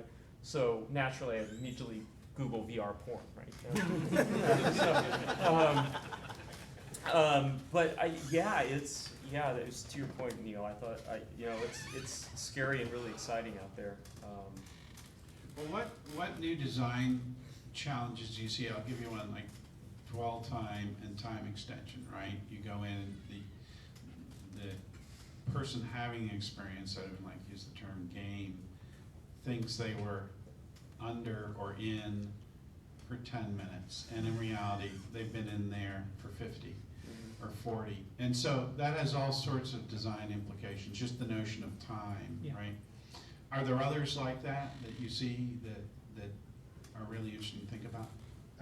I think that, and I agree, I think time dilation is one of the most interesting phenomenon. Like, I know that happens in Job Simulator a whole lot, which is a local VR developer, Alchemy Labs. They made this game, and it's just a fun, goofy thing. You're not getting stabbed or anything crazy like that. You're just like doing mundane jobs, but time burns away. And you're starting to see people experiment with other very subtle tweaks to where, as you turn your head, you're turning in a virtual world and you're looking around, but by just slightly decalibrating it, they're actually making you physically turn less than you think you are. So you're walking in a circle, but you kind of think you're walking in a straight line. Really interesting mind hacks that you can get away with that I think are both very exciting and have creative potential, but also very dangerous. I forget the name of the experiment. There's a scientist who made a headset with mirrors that flipped his vision, right? So like he's looking through these mirrors and he sees the whole world upside down, and the first day or two he sees the world upside down. He wakes up the third day and he sees the world right side up. And it's because his brain had been like, oh, I get this. I'm gonna just rewire across these couple circuits, and now I'm gonna like actually change my perception. And so those are the types of experiments I'm half scared of and half looking forward to, having my kids try it and see how they react to VR. And I'll keep this short, but I really do think that every element of interactive design and game design is going to be re-examined in VR. For example, my daughter thinks that the robot dog in the lab is a real thing. She talks about it like a pet. She draws it little love letters. She's named it, pups the dog. It's like a pet. They wanted a dog, and I might get away with not getting them a dog because they have a virtual reality dog. And the other phenomenon is my son, he put on the headset, and he's like, bye-bye, and he puts it on, because for him, he's going to a different place. He's not in our house anymore. He's somewhere else. So he's acknowledging that he's leaving.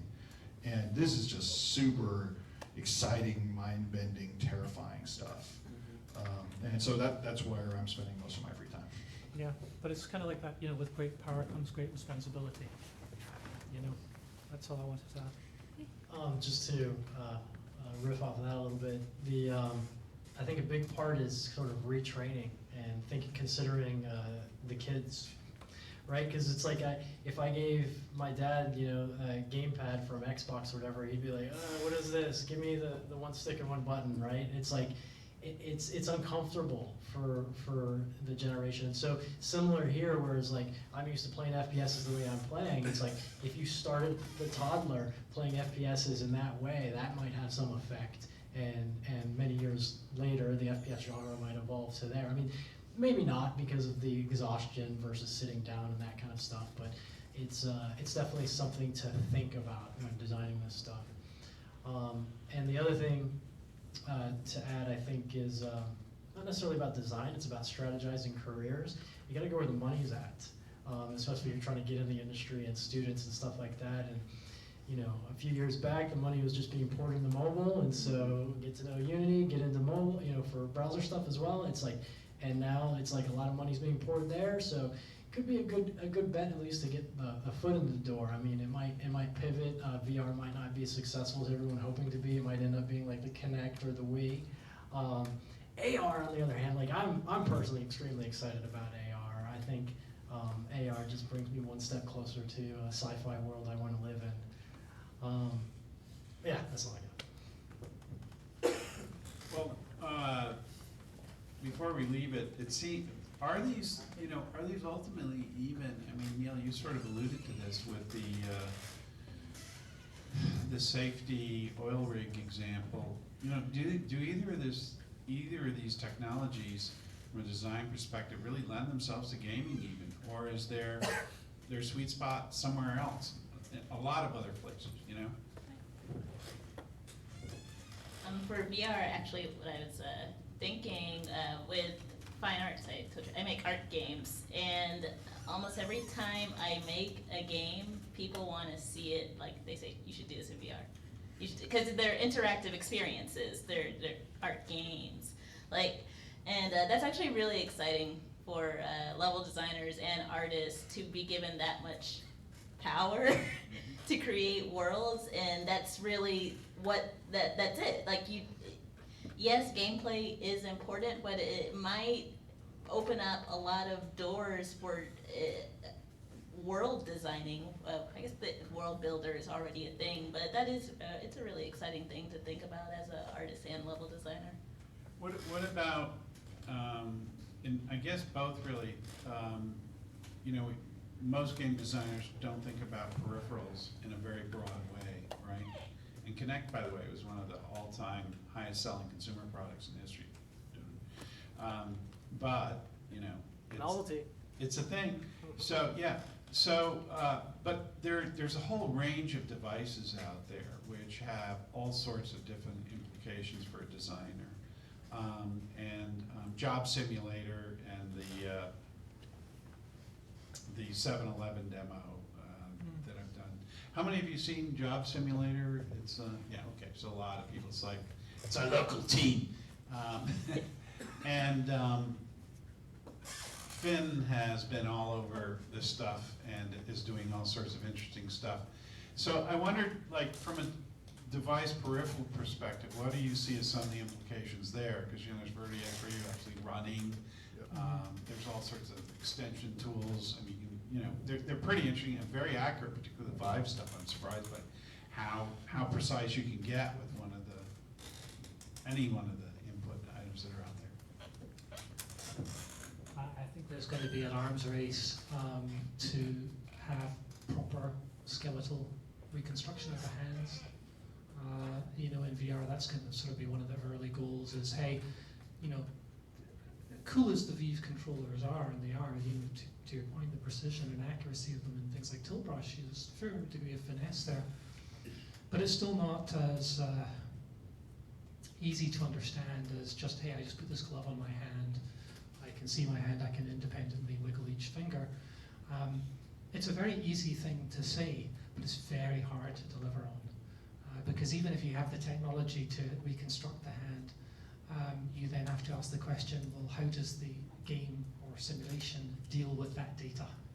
Because you have no physical representation of your collision with the virtual object, you know. So if I can see my hand very, you know, realistically portrayed and captured, what happens when I'm holding a mug?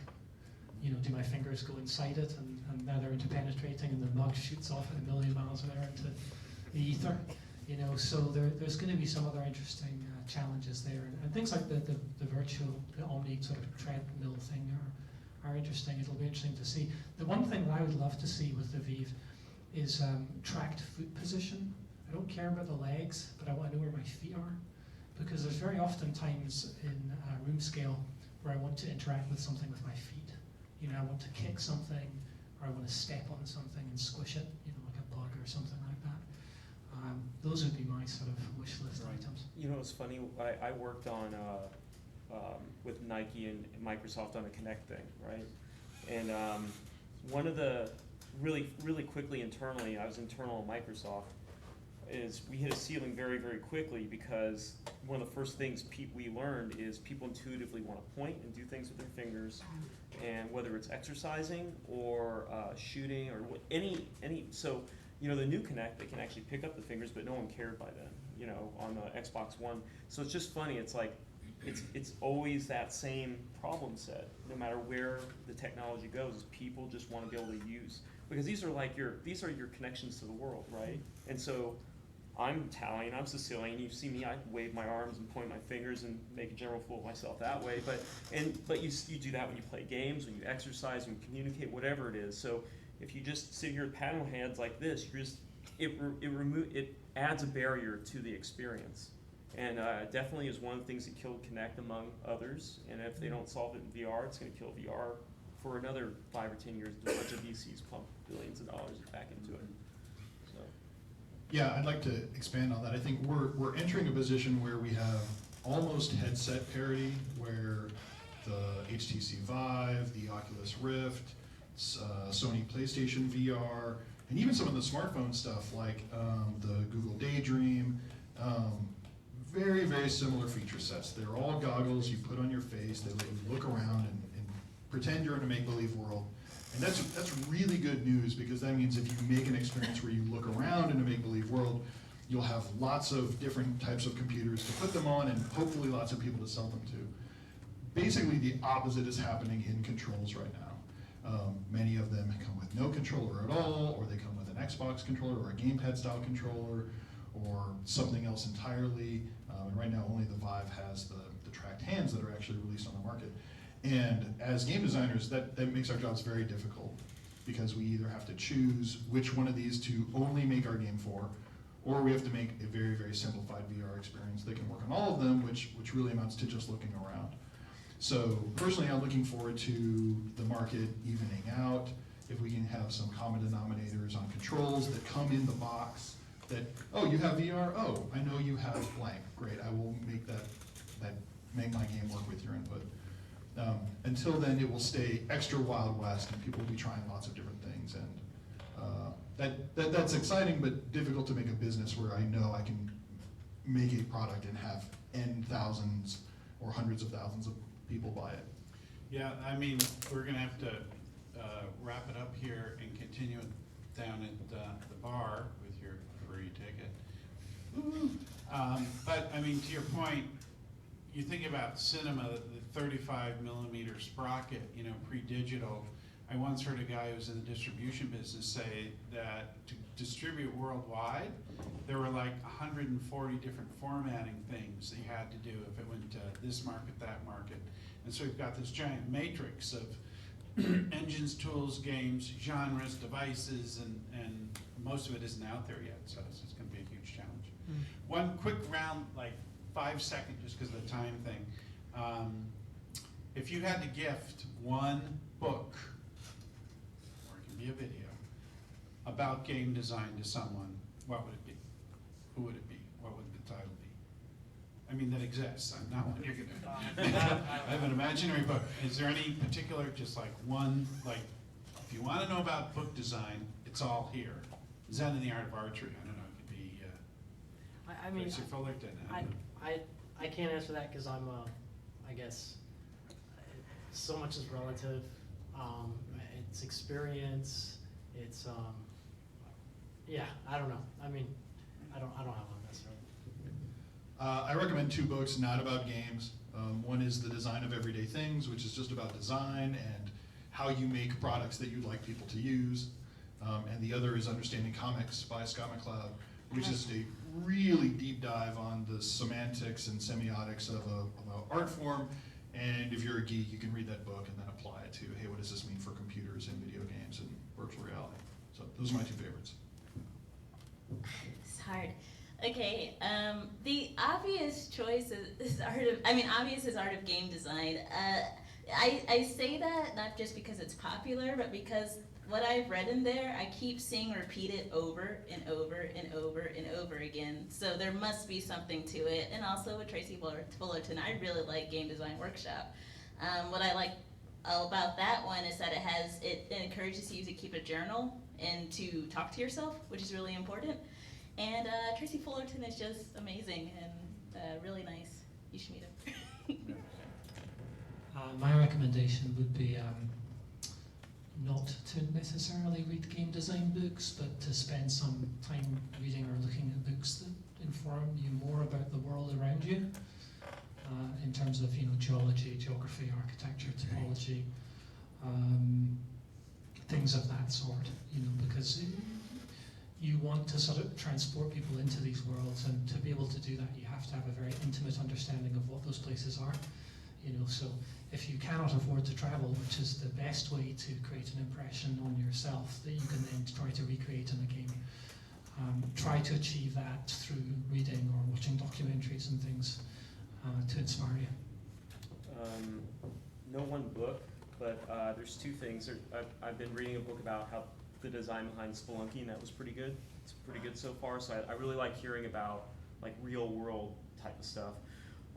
And then there's one thing that's really helped me, and this is to your point actually, Neill.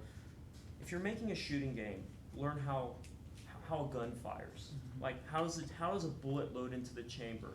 Why does it expel gas? Like if you're making a game about robots, like look into how robots are actually built in real day life. Why are there hoses that connect between the AC joint and the shoulder? Those type of things. I learned that actually from this guy named J.D. Alley. He passed a few years ago, but he was a storyboarder. So he did a lot of different movies, storyboarding, and to do storyboarding and concepting, he would actually, if you look at like the best concept artists, even if they design an X-Wing fighter, you look at that, you'd see every little rivet. You can see how things piece together and how they might work in real life. And even though none of us are X-Wing experts, our lizard brain detects if something really shouldn't work the way that you have it working. And that's when your world building falls apart. So I strongly advise, like whatever game you're gonna make, just learn all about that subject matter, even if you don't think you need to. Can I ask a question really quick? We gotta get out of here. Oh, believe me, they wanna know this. Hold on, this is gonna be really quick. Okay. Pastor Curry, I got the Will you voucher. marry me? I would ask you, do people like free shit? Oh, there you go. Yeah, this is, right. I'm gonna pull this down. Well, this is gonna be one of these things where stand up, get your seats together, and we'll do this at the same time. So you can MC this. Okay, so I'm gonna ask, so I have dive kick codes, I have killer instinct codes, and then I have an Austin game called Capsule Force that I also have codes for. So I guess maybe a way to do this would be, we'll ask trivia about everyone on this panel. Oh my God. We can't do it now, though. They're literally Maybe not taking now. us out. How about they approach We'll you? do it at the bar. All right, yeah, whoever gets him up first. Hey, first of all, Whoever gets let's straight thank drunk. these people. Okay.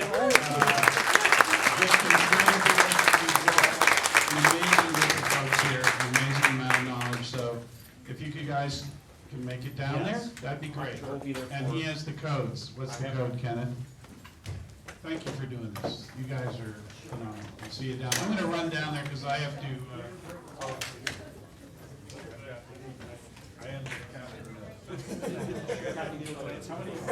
I wanted to talk about, because VR wasn't relevant. I thought it was that every button makes your game. That's like one of one. What's up, dude? Oh, you want to ask Great Dr. job. Kraig. Oh, thank you. Dr. Kraig. Fabulous job. Thanks. And he'll know everything. Neil, don't worry about that. Yeah, Good job. no, he's just like Thanks for the having me. Really? treatment leader of everything. It's always a pleasure. Yeah. Thanks for the invite. Great stuff. I'll take a bit. I think that, so I think Saga just, yeah, I think Saga does.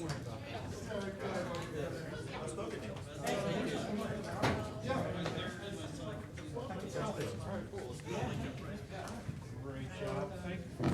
Yeah, it was great. A lot of different perspectives on a topic, obviously, to talk about. So, you know, there.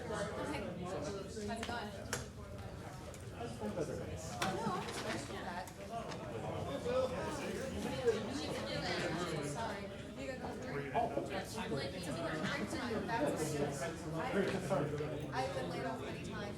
Margaritas I recommend also. Whiskey straight whiskey. It's another really solid option. Margarita. And a priest down there. That's what. I got like pretty surprised yesterday.